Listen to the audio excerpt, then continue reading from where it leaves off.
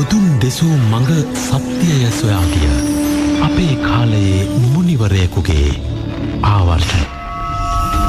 පන්සිල් මළුව ගරු ස්වාමින් වහන්ස, පහුගිය දින කිහිපය පුරාවටම ඔබ වහන්සේ විමසමින් බොහෝ ප්‍රශ්න සිරස FM පන්සිල් මළුවට ලැබුණා. ඉතින් මේ ප්‍රශ්න බොහෝමයක් අපිට පුළුවන් ආකාරයට මේ වෙලාවේ කාල වේලාව අනුව ඔබ වහන්සේට යොමු කරනවා. ස්වාමින් වහන්ස, පින සහ කුසලය කොහොමද අපි පැහැදිලි කරගන්නේ? මෙහෙමයි නෝනා, බුදුරජාණන් වහන්සේ පින කියලා කියන්නේ සැපයට කියන්නා වූ තවත් නමක්. තේරුණාද? යමෙක් සැපෙන් ජීවත් වෙනවා නම්, ඒ කියන්නේ යමෙක් සතුටෙන් ජීවත් වෙනවා නම් ඒක තමයි පින. දැන් අපිට මේ සමාජයේ ජීවත් වෙන මිනිස්සුયો දිහා ගන්නකො, ඒ මිනිස්සුયો යම් කෙනෙක් සැපෙන් සතුටෙන් ජීවත් වෙනවා කියන්නේ ඒක තමයි පින. දැන් අපි තිරිසන් ලෝකේ ගන්නකො, තිරිසන් ලෝකෙත් තිරිසන් සත්තුන්ගේ රැල්ල අතර ඒ රැළේ නායකයා හැම වෙලාවම ශක්තිමත්ව ජීවත් වෙනවානේ, සතුටෙන් අනිත් අයට වඩා දින. ඒතකොට මේ සතුට සැපය කියන්නේ පින, වෙන දෙයක් නෙමෙයි. එතකොට පින කියන වචනේ අර්ථය තමයි සැපය සහ සතුට කියන කාරණේ. යමෙක් සැපෙන් ජීවත් වෙනවා නම් ඒ පින නිසා, යමෙක් දුකෙන් ජීවත් වෙනවා නම් ඒ පව් නිසා. එන්න එතකොට පින කියන වචනේ ඒකයි. පින කියන්නේ සැපයට කියන්නා වූ තවත් නමක්. එතකොට කුසලය කියන්නේ නෝනා සිතෙන් කයින් වචනයෙන් සිද්ධ වෙන්නා වූ යහපත් දේ. අකුසලය කියන්නේ සිතෙන් කයින් වචනයෙන් සිද්ධ වෙන්නා වූ අයහපත් දේ. එතකොට දැන් යහපත් දේ මොනවාද? කුසලය කියලා කියන්නේ මොකද්ද? කයෙන් සිදුවෙන්නා වූ යහපත් දේ තමයි එයා සතුන් මරන්නේ නැහැ, සොරකම් කරන්නේ නැහැ, කාමයේ වර්ධව හැසිරෙන්නේ නැහැ. කයෙන් නොකරන දේ. එතකොට එයා වචනයෙන් කරන්නා වූ කුසල් කර්මය තමයි මුසාවාදා, පිසුනා වාචා, පරුසා වාචා, සම්පප්පලාපා වලින් එයා වැළකෙනවා. එතකොට මනසින් කරන්නා වූ යහපත් දේ තමයි එයා ලෝභ, ද්වේෂ, මෝහයන් වැළපෙනවා. දැන් එතකොට දැන් කුසලය කියන්නේ මොකද්ද? මේ සිතෙන් කයින් වචනයෙන් කරන්නා වූ යහපත් දේ. පින කියන්නේ මොකද්ද? සැපයට කියන්නා වූ තවත් නමක්. එතකොට දැන් පින කියන වචනේ කුසලය කියන වචනේ අර්ථ එකක්ද දෙකක්ද? දෙකක්. තේරෙනවද? පින කියන්නේ සැපයට කියන තවත් නමක්. කුසලය කියන්නේ සිතෙන් කයින් වචනයෙන් කරන්නා වූ යහපත් ක්‍රියාවන් අර තුන. තේරෙනවද? නමුත් මේ වචන දෙකේ අර්ථ දෙක වෙනස් වුණත් නෝනා, නිරේතුරුවම යමෙක් සැපෙන් ජීවත් වෙන්නේ කුමක් නිසාද? කුසල් දහම් වඩන නිසා. යමෙක් දුකෙන් ජීවත් වෙන්නේ කුමක් නිසාද? අකුසල් දහම් වඩන නිසා. එතකොට පින කියන වචනේ අර්ථය සැපයට කියන නමක්, කුසලය කියන්නේ අර සිතෙන් කයින් වචනේ සිද්ධ වෙන යහපත් දේ. වචන දෙකේ අර්ථය වෙනයි. මේ වචන දෙකේ අර්ථය වෙනත් වුණත් නෝනා, නිරේතුරුව මේ දෙක එකට බැඳිලායි තියෙන්නේ. මොකද යමෙක් සැපෙන් ජීවත් වෙන්නේ ඔහු කුසල් දහම් වඩන නිසා. යමෙක් දුකෙන් ජීවත් වෙන්නේ ඔහු අකුසල් දහම් වඩන නිසා. ඒ නිසා නිරේතුරුවම දැන් සමහරු අහනවා, කොහොමද ස්වාමින් වහන්සේ අපි පින්කමක් කරන්නේ කුසල් දහම් වැඩෙන විදිහට කියලා. එතකොට සමහරු ඉන්නවා පින්කම් කරන්නේ අකුසල් දහම් වැඩෙන විදිහට. එතකොට අපි නිරේතුරුවම දක්ෂ වෙන්න ඕනේ මොන පින්කම කළත්. ඒ කියන්නේ දානමය පින්කමක් කළත්, සීලමය පින්කමක් කළත්, කටින පින්කම් කළත්, මොන පින්කම කළත් අපි දක්ෂ වෙන්න ඕනේ ඒ පින්කම කුසල් මූලයන් වැඩෙන ආකාරයෙන් සිද්ධ කරගන්න. මොකද අවාසනාවකට නොදන්නා භාවය නිසාම වර්තමාන සමාජයේ නෝනා නිරේතුරුවම පින්කම් සිද්ධ කරන්නේ අකුසල් මූලයන් වැඩෙන විදිහට. එතකොට දැන් අකුසල් මූලයන් කියන්නේ මොකද්ද? ලෝභ, ද්වේෂ, මෝහ. මේ අකුසල් මූලයන් වැඩෙන දිශාවට තමයි පින්කම් සිද්ධ කරන්නේ. එතකොට අකුසල් මූලයන් වැඩෙන දිශාවට අපි පින්කම් සිද්ධ කළොත් මොකද වෙන්නේ? ඒ පින විපාක දෙන්නේ දුර්වල උපත් තුලින්. තේරෙනවද? ඊළඟ ජීවිතේ අපිව දුර්වල උපතකට දාලා තමයි අන්න පින විපාකෙට එන්නේ. ඒ නිසා නිරේතුරුවම දක්ෂ වෙන්න අපි මොන පින්කම කළත්, නිරේතුරුවම දානයක් දුන්නත්, සීලයක් රැක්කත්, භාවනාවක් කළත්, ඒ සෑම දෙයක්ම අපි සක්කාය දිට්ඨියෙන්, අපේ තෘෂ්ණාවෙන් අපි තෙත් කරගෙන තමයි ඒක කරන්නේ. අපේ තෘෂ්ණාව මේ මගේ දානේ, අපේ දානේ, ඒ දානය මගේ කරගෙන තමයි ඒ දානේ දෙන්නේ. සීලය රැක්කත් ඒ සීලය මගේ කරගෙන තමයි ඒ සීලය තුල ජීවත් වෙන්නේ. තේරෙනවද? නිරේතුරුවම මේවා මගේ කර ගැනීම නිසා අපි මොකද්ද සකස් කරගන්නේ? ලෝභ සිත. ලෝභ සිත. තේරෙනවද? එතකොට මේ සෑම මොහොතකම අපි නිරේතුරුවම පින්කම් කළත් නොකළත් නිරේතුරුවම අපි ඒ ලෝභ සිත තුල ඉන්නවා. මගේ කියන සිතුවිල්ල නෝන කවදා හරි නැති වෙන්නේ රහත් වෙන වෙලාවේ. මමත්වයේ සම්පූර්ණයෙන්ම ෂෙයා කරලා දාන්නේ යම් කෙනෙක් උතුම් රහත් ඵලයට පත් වෙච්ච වෙලාවේ. නමුත් යමෙක් සෝවාන් ඵලයට පත් වෙන වෙලාවේ මමත්වයේ දැඩිභාවය නැති කරනවා. තේරෙනවද? මමත්වයේ දැඩිභාවය, මමයේ කියලා ගන්නා වූ දැඩි දෘෂ්ටිය. කුමක් කෙරෙහිද මමයේ කියලා ගන්නෙ? රූපය කෙරෙහි ගන්නා වූ මමයි කියන දැඩි දෘෂ්ටිය. වේදනාව, සංඥාව, චේතනාව, විඥානය කෙරෙහි ගන්නා වූ මමත්වයේ දැඩිභාවය එයා නැති කළා දානවා. නිරෝධය කළා දැම්ම. සෝවාන් ඵලයටපත් වෙද්දී මෙයා මමත්වයේ දැඩිභාවයේ සම්පූර්ණයෙන්ම ඡය කරනවා. තේරෙනවද? මමත්වයේ දැඩිභාවයේ ඡය කළාට පස්සේ මොකද්ද වෙන්නේ? එයා තුලින් අපායগামী අකුසල් සිද්ධ වෙන්නේ නැහැ. අපායগামী අකුසල් සිද්ධ වීමක් ඒ නිසා එයා කවදාකවත් සතර අපායට වැටෙන්නේ නැහැ. නමුත් එයා තුල කාමරාග පිටික තියෙනවා. එයා තුල කාමරාග පිටික තියෙනවා. එයා තුල ලෝභසිත තියෙනවා. තේරෙනවද? දැන් අර නකුල පියා සෝවාන් ඵලයටපත් වෙලා හිටියේ. සෝවාන් ඵලයටපත් වෙලා මරණාසන්න මොහොතේ අවසාන වෙලාවේ බුදුරයන් වහන්සේට කියනවා භාග්‍යවතුන් වහන්සේ මගේ මේ නකුල මාතාව මට ඊළඟ ජීවිතයේදී මගේ බිරිඳ කරගන්න මාර්ගය කියන්න කියලා. තේරෙනවද? දැන් මේ දෙන්නම සෝවාන් ඵලයටපත් වෙලා ඉන්නේ. පත් වෙන්නේ තරුණ වයසේදී. නමුත් දැන් මේ අවුරුදු 80 වගේ වයෝ වෘද්ධ කාලෙදී නකුල පියා ඇවිල්ලා කියනවා භාග්‍යවතුන් වහන්සේ මට මගේ නකුල මාතාව ඊළඟ ජීවිතේත් මගේ බිරිඳ කරගන්න හැටි කියලා දෙන්න කියලා. තේරෙනවද? ඒතර බලන්න එයා තුල කාමරාග පිටිකයන් තියෙනවා. තේන පංච උපාදානස්කන්ධයේ අනිත්‍යභාවය දැක්කත් එයා තාම බිරිඳ කෙරේ බැඳිලයි ලෝභසිත තියෙනවා. දෙන්න නමුත් සක්කාය දිට්ඨිය දැඩි ලෝභසිත නැහැ. තේරෙනවද? නමුත් බුදුරජාණන් වහන්සේ ඒ වෙලාවේ කියන්නේ නැහැ නකුල නෑ එහෙම කරන්න ඕනේ නැහැ. ඔබ මේක අනිත්‍ය වශයෙන් දකින්න කියලා බුදුරජාණන් වහන්සේ කියන්නේ. බුදුරජාණන් වහන්සේ නකුලට කියනවා මොකද නකුල? සමත්‍යාග, සමසීල, සමසද්දා, සම ප්‍රඥා වඩන්න එවිට ඔබලා දෙන්නා ඊළඟ ජීවිතේදී එකතු වෙයි කියලා. දෙන්නාම සමෝ මේ ධර්මයන් වඩන්න. සමෝ සීලය වඩන්න, සමෝ දානය වඩන්න, සමෝ ප්‍රඥාව වඩන්න, සමෝ වැඩුණාම ඔබලා දෙන්නා ඊළඟ ජීවිතයකට එකතු වෙයි කියලා. තේරුණාද? දැන් මේ ධර්මය අහගෙන ගියත් නකුල පියා අර බිරිඳ කෙරේ තියෙන තෘෂ්ණාව නිසා මැරෙන වෙලාවේ එයා පංච උපාදානස්කන්ධයේ අනිත්‍යභාවය තවදුරටත් වැඩුවේ නැහැ. තේරෙනවද? මරණ වෙලාවේ පංච උපාදානස්කන්ධේ තවදුරටත් අනිත්‍ය වැඩි වෙන්නේ. එයා මැරෙන මොහොතේම නෝනා සෝවාන් ඵලයටපත් වෙච්ච දෙවි කෙනෙක් හැටියට ඉපදුණා. තේරෙනවද? මොකද එයා තුල අකුසල් මූලයක් තමයි එතන වැඩුණේ. මොකද ලෝභසිතක් වැඩුණා. තේරෙන බිරිඳ කෙරේ තෘෂ්ණාවක් තිබුණා. නමුත් එයා මැරිලා සෝවාන් ඵලයටපත් වෙච්ච දෙවියෙක් හැටියට ඉපදුනාට පස්සේ නකුල මාතාවක් දැන් සෝවාන් වෙච්ච අම්මා කෙනෙක් නකුල මාතාව තුල අනිත්‍ය සංඥා වැඩුණා. දැන් ස්වාමි පුරුෂයා අහිමි වුණා, මිනිහ ගෙදර තිබ්බා, ණයදාය දුක් වුණා, තනිකම දැනුණා. දැන් දරුව පෝෂණය කරන්නේ තනියම. ඒ නිසා දැන් නකුල මාතාව තුල අනිත්‍ය සංඥා වැඩුණා. නකුල මාතාව තුල අනිත්‍ය සංඥා වැඩිලා නකුල මාතාව මැරෙන වෙලාවේ එයා මැරිලා සකුරුදාගාමී දිව්‍යාංගනාවක් වෙලා ඉපදුනේ. තේරෙනවද? නමුත් අර නකුල පියා එතනදී අතරමං වුණා. අර ලෝභ සිත නිසා. තේරෙනවද? ලෝභ සිත නිසා බිරිඳව උපාදානය කරගත්තා. එයාට සෝවාන් ඵලයෙන් ඔබට ය아가න්න බැරුව වුණා. නමුත් එයා මැරුණට පස්සේ නකුල මාතාවගේ අනිත්‍ය සංඥා වැඩුණා.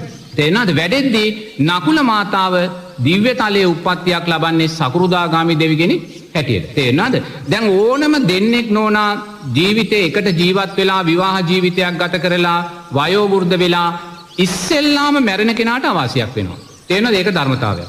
මොකද ඉස්සෙල්ලාම මැරෙන කෙනා හරියටම ඉන්න කෙනා උපාදානය කරගන්නවා. තේරෙනවද? ඉන්න කෙනා උපාදානය කරගන්නවා. ඇයි උපාදානය කරගන්නේ? ඔය අකුසල් මූලයක් නිසා. තේරෙනවද? එයා රූපය කෙරේ ඇති කරගන්නා වූ ලෝභ සිත නිසා මෝහයත් එතන තියෙනවා. ඒක නිසා හැම වෙලාවම මැරෙන කෙනා ඉන්න කෙනා උපාදානය කරගෙන තවදුරටත් අනිත්‍ය වඩන්නේ නැතුව එයා අසරණ වෙනවා. නමුත් එයා මැරුණාට පස්සේ මේ තනි වෙච්ච කෙනා තුල අනිවාර්යයෙන්ම අනිත්‍ය සංඥා වැඩෙනවා. එයා ආර්යගේ මරණය දකිනවා, එයා තනි වෙනවා දකිනවා, එයා ජීවිතේ තනියම අරන් යන්න ඕනේ. එයා අනිත්‍ය සංඥාව දැකලා එයා කොහොම හරි මෙතනින් ගොඩ වෙන්න උත්සාහ ගන්නවා. තේරෙනවද? ඒතකොට දැන් එතනදී නිරේතුරුව බලන්න පින කියන කාරණේ තියෙනවා. නමුත් නෝනා අකුසල් මූලයන් මේ පැත්තෙන් වැඩෙනකොට පින විපාක දෙන්න අර ශක්තිමත් දැන් මෙතනදී නකුල පියාණන් සෝවාන් ඵලයටපත් වෙලා හිටියට බේරුණා. හොඳේ. නමුත් සෝවාන් ඵලයටපත් උනේ නැත්නම් සමහර විට නෝනා එයා තිරිසන් සත්වාත්මයකට වැටෙන්න පුළුවන්. වැටිලා පින විපාක දීලා ඒ තිරිසන් සත්වයේ සත්ව නායකයෙක් බවට පත් වෙන්න පුළුවන්. ඒ නිසා නිරේතුරුවම අපි දක්ෂ වෙන්න ඕනේ මොන පින්කම සිද්ධ කළත් කුසල් මූලයන් වැඩෙන ආකාරයෙන් සිද්ධ කරන්න. කුසල් මූලයන් වැඩෙනවා කියන්නේ මොකද්ද? ලෝභ, ද්වේෂ, මෝහ ධර්මයන්ගෙන් තොරව මේ පින්කම කරන්න. ඒ පින්කම නිත්‍ය වශයෙන් දැකගෙන කරනවා නම් මගේ පින්කම හැටියට දැකගෙන කරනවා නම් තව කෙනෙකුට ඒක සම්බන්ධ වෙන්න දෙන්නේ නැත්නම් ඒවා තුල නිරේතුරුවම අපි ලෝභසිත මතු කරගන්න. ඒ ලෝභසිත පිටිපස්සේ හැම වෙලාවම ද්වේෂය සැඟවිලා තියෙනවා. සමහර වෙලාවට පින්කමක් කරද්දී ඒ පින්කම කරපු කෙනාගේ නම ගම කිව්වේ නැත්නම් සමහර වෙලාවට ගැටෙනවා. එහෙම නැත්නම් ඒ ස්වාමීන් වහන්සේලා හරියට ඒගොල්ලෝ පිළිගත්තේ නැත්නම් ඔන්න ගැටෙනවා. ඔය එක එක ආකාරයෙන් ඒගොල්ලෝ පින්කම කරද්දී තව කෙනෙක් ඇවිල්ලා කවුරු හරි දාන ටිකක් බෙදුවොත් ගැටෙනවා නේ. අපේ දානේ කාටවත් දාන දෙන්න බැහැ. ඒතර මේ සෑම දෙයක් තුළින්ම මොකද්ද අපි වඩාගෙන තියෙන ලෝභ සිත. මේ ලෝභ සිත පිටිපස්සේ හැම වෙලාවම ද්වේෂය සැඟවිලා ඉන්නවා. බාධාවක් ආපු ගමන් ටක් ගාලා අපි කේන්ති ගන්නවා. ඒතර ඇයි මේ සියල්ලම සිද්ධ වෙන්නේ? අපි තුල තියෙන මෝහය නිසා. මේ කුසල් සංස්කාර නිත්‍යයි කියලා ගන්නා වූ මෝහ සිතුවිල්ල නිසා. ඒ නිසා නිරේතුරුව දක්ෂ වෙන්න නොදන්නා භාවය නිසාම සමාජයේ පින්කම් කර ගැනීමේදී නෝනා බරපතල අකුසල් මූලයන් සිද්ධ කරගෙනයි පින්කම් සිද්ධ කරන්නේ. ඒ නිසා නිරේතුරුවම කොයි පින්කම සිද්ධ කරත් අලෝභ අද්වේෂ අමෝහ ධර්මයන් වඩමින් මේ පින්කම සිද්ධ කරන්න ඕනේ. අලෝභ අද්වේෂ අමෝහයන් වඩමින් ප්‍රීති ගන්න ඕනේ. එතකොට අලෝභ දෝසිත වැඩෙනවා කියන තැන අපි කවදාක්වත් මගේ දානය, මගේ සීලය, මගේ සමාධිය, මගේ පින්කම කියන දෘෂ්ටියට අපි එන්නේ නැහැ. තේරෙනවද? අපි දන්නවා මොනසා සස්ත්‍රීක භාවයෙන් පින්කමක් කළත් ඒ සෑම පින්කමක් තුලින්ම සකස් වෙන්නා වූ සංස්කාරය අනිත්‍ය වූ දෙයක්. විපාක දීලා අනිත්‍ය වෙන දෙයක් නම් ඒ අනිත්‍ය වෙන විපාකේ රැස් කරලා දෙන මේ පින්කම මගේ බවට පත් වෙනවද? නැහැ. ඉතින් අපි ඒක මගේ කරගන්න යන මොහොතක් පාසා ඒ මගේ කර ගැනීමට අදාළව මෝහය, සක්කාය දිට්ඨිය තව වැඩි වෙනවා. ඒ නිසා පින්කම අපි අකුසල් මූලයන් රැස් වෙන ආකාරයෙන් සිද්ධ කරගත්තොත් නිරේතුරුවම අපිට පින විපාක දෙන්නේ දුර්වල උපත් වලට ඇවිල්ලා. තේන සමහර විට කෝටිපති පවුලක කෙනෙක් ඉපදෙන්න පුළුවන්. නමුත් එයා හරිම දුර්වර්ණ කෙනෙක්. සමහර විට කෝටිපති පවුලකයා ඉපදෙන්න පුළුවන්. නමුත් එයා හරිම නූගත් කෙනෙක්. සමහර විට කෝටිපති පවුලකයා උපදින්න පුළුවන්. නමුත් ඉපදිච්ච දාපටන් රෝගී භාවයට පත් වෙලා එයි පින් කළානේ දන් දුන්නා. තේරෙනවද? නමුත් දන් දුන්නේ අකුසල් මූලයන් වඩමින්. දන් දුන්නේ අකුසල් මූලයන් වඩමින්. තේරෙනවද? එතකොට අකුසල් මූලයන් වැඩෙද්දී අර පින ඇවිල්ලා විපාක දෙනකොට අර වගේ දුර්වල උපත් වලට පත් කරලා තමයි අපිට විපාකේ සලස්සන්නේ. ඒ නිසා නිරේතුරුවම දක්ෂ වෙන්න පින කියන කාරණය තුලින් කුසල් මූලයන් ශක්තිමත් කරගන්න. ඒක අපි උවමනාවෙන් කරගන්න ඕනේ. සතිය සිහිය අපි තුල තියෙන්න ඕනේ. අපි තුල සතිය සිහිය නැත්තම් නිරේතුරුව අපි කරන සෑම පින්කමක්ම අපේ සක්කාය දිට්ඨියට අදාළව අපි තෘෂ්ණාවෙන් තෙත් කරලා නිරේතුරුවම පින්කම් සිද්ධ කරන්නේ මේ පැත්තෙන් බලවත් වූ අකුසල් මූලයන් ගොඩක් වඩා. ස්වාමින් වහන්සේ අපි පින් රැස් කරගන්න ගිහිල්ලා නොදැනුවත්වම පවුත් රැස් කරගන්නව නේද? පින අකුසල් මූලයෙන් දූෂණය කරලා. තේන්නයි. දැන් අපි ස්වාමීන් වහන්සේ කෙනෙක් අටට බණට එනවා කියලා යම් මාර්ග තදබදයක් නිසා 8යි 10 වුණත් එතනින් අපි අකුසල් මූලයක් රැස් කරගන්නවා. ඒකට අකුසල් මූලයන් බලවත් වැඩි වෙනවා. දානමය පින්කම තුලින් රැස් වෙන්නා වූ සංස්කාරයන්ට වඩා සීලමය පින්කම තුලින් රැස් වෙන සංස්කාරයන්ට වඩා අකුසල් මූලයන්ගේ බලවත්කම වැඩි. ඒ නිසා නිරතුරුව මේ අකුසල් මූලයන් කියන මේ ලෝභ, ද්වේෂ, මෝහ කියන කාරණා තුනමයි මේ සංසාරයේ නෝනා මේ සාරා සංක කල්ප ලක්ෂ ගාණක් අපිට මේසා දුකක් සංසාරේ අත් කළා දීලා තියෙන්නේ. නමුත් අපි මේ පින්කම් නොපරපු අය නෙමෙයි අටමහා පින්කම් කෝටි ප්‍රකෝටි ගාණක් අපි සංසාරේ කරලා තියෙනවා. නමුත් මේ සෑම පින්කමක්ම නිරේතුරුව අපි අකුසල් මූලයන් රැස් කරගෙනයි අපි කරලා තියෙන්නේ. ඒ නිසා පින්කම නෙමෙයි සාමාන්‍යයෙන් එදිනෙදා ජීවිතය තුලත් අපි ඒකයි කරන්නේ. අපි ආහාරයක් ගන්න ගියත් අපි ඒ ලෝභකමින් ගන්නා වූ ආහාරය එහෙම නැත්නම් රස කරමින් ගන්නා වූ ආහාරය අවසානයේ මොකද වෙන්නේ? අවසානයේ ඒක gedara තියෙන වැසිකිලි වලේ තැම්පත් වෙනවා. අපි ගන්න කොච්චර රසවත් ආහාරයක් වුණත් අවසානයක වැසිකිලි වලේ තැම්පත් වුණත් ඒ ආහාරය කෙරෙහි ඇති කරගන්නා වූ ලෝභසිත අපිව භවයට අරන් යනවා. අවසානයේ ආහාරය කොහෙද දින්නේ? වැසිකිලි වලේ. නමුත් රෝභසිතින් ගත්ත ආහාරය අවසානයේ එතෙන්ට ගියත් එහෙම නැත්නම් මේ ජාති ජරා ව්‍යාධි මරණ වලට ලක් වෙන රූපෙට එකතු වුණත් ඒ නිසා සකස් කරගත්තා වූ ලෝභසිත අපිව භවයට අරන් යනවා. තේන්න. ගෙදර දොරේ බලන්න, තමන්ගේ ගෙදර කාමරේ තියෙන කණ්ණාඩි මේසය බලන්න. පවුඩර් පෙට්ටිය ගැන බලන්න. මේ කණ්ණාඩි මේසය නිසා, පවුඩර් පෙට්ටිය නිසා, සුවඳ විලවුන් කුප්පිය නිසා නෝනා කොයිසා අකුසල් මූලයන් අපි ඇති කරගන්නේ. රූපය මගේ කරගෙන රූපේ නිත්‍යභාවය දැකලා රූපේ ලස්සන කියන කාරණා දැකලා මේ ගෙදර තියෙන කණ්ණාඩි මේසය නිසා අපි කොච්චර අකුසල් ලෝභසිත, ද්වේෂසිත, මෝහසිත ඇති කරගන්නේ. නමුත් බලන්න මූණේ තවරා ගන්නා පවුඩර් ටික අවසානයේ දාඩියට හේදිලා ගියත් ඒ රූපය කෙරෙහි ඇති කරගත්තා වූ ලෝභසිත අපිව භවයට අරගෙන යනවා. භවයට අරගෙන යනවා. ඒ නිසා නිරේතුරුවම අපි කරගන්නා වූ සෑම කාරණයක් තුලදීම නිරේතුරුවම අපි අලෝභ, අද්වේෂ, අමෝහ ධර්මයන් වැඩෙන ආකාරයෙන් තමයි ඒ දේ සිද්ධ කරන්නේ. ඒතර මෙතනින් අදහස් වෙන්නේ නැහැ එයාට සුවඳ විලවුන් පාවිච්චි කරන්න එපා, පවුඩර් පාවිච්චි කරන්න එපා, කණ්ණාඩි මේසය පාවිච්චි කරන්න එපා කියන කාරණේ ධර්මයේ කොතනකවත් කියන්නේ නැහැ.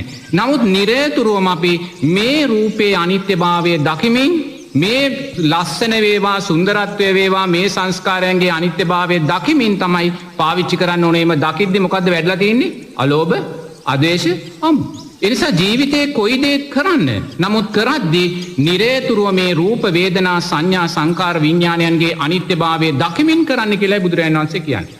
දීපින්වතුන්ලාට කවදාකවත් මේවෙන් පලා යන්නේ කියලා බුදුරජාණන් වහන්සේ කියන්නේ. පලා යනවා නම් ඒක අන්තයක්. මධ්‍යම ප්‍රතිපදාව තුළ ඉඳගෙන මේ හැම දෙයක්ම කරන්න. නමුත් මේ හැම දෙයක්ම කරද්දී අලෝභ අද්වේෂ අමෝහ ධර්මයන් වැඩෙන විදියට රූපේ අනිත්‍යභාවය දකිමින් මේ සංස්කාරයන්ගේ අනිත්‍යභාවය දකිමින් කරන්න කියලා කියන්නේ. ඒ නිසා නිරේතුරුව පින්කම් කරද්දී දක්ෂ වෙන්න නැත්නම් අපරාධ මේ වියදම් කරන සල්ලි. තේරෙනවද? මේ පින්කම් වලට වියදම් කරන සල්ලි අපරාධ කියන්නේ මොකද? අපි පින්කම් අවසානයේ රැස් කරලා තියෙන අකුසල් මූලයන් නම් ලෝභ ද්වේෂ මෝහ කියන්නේ ලෝභකම කියන්නේ කුමක් කෙරේ ලෝභකමනද?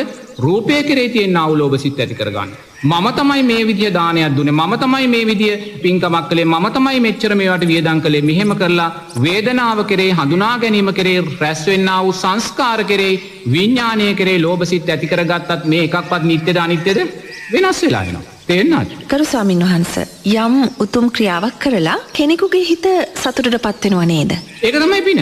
තේරෙනවද? නමුත් මේ පින සංස්කාරයක්. තේරෙනවද? ඔබ සංසාරයේ සක්විති රජ වෙලා ඉපදුනේ, ඔබ සංසාරයේ ස්ත්‍රී රත්නය වෙලා ඉපදුනේ, ඔබ සංසාරයේ සක්‍රියා වෙලා ඉපදුනේ ඔය වගේ වර්ණවත් පින්කම් කරලා. නමුත් ඒ සංස්කාරය නිට්ටය වුණාද අනිත්‍ය වුණාද?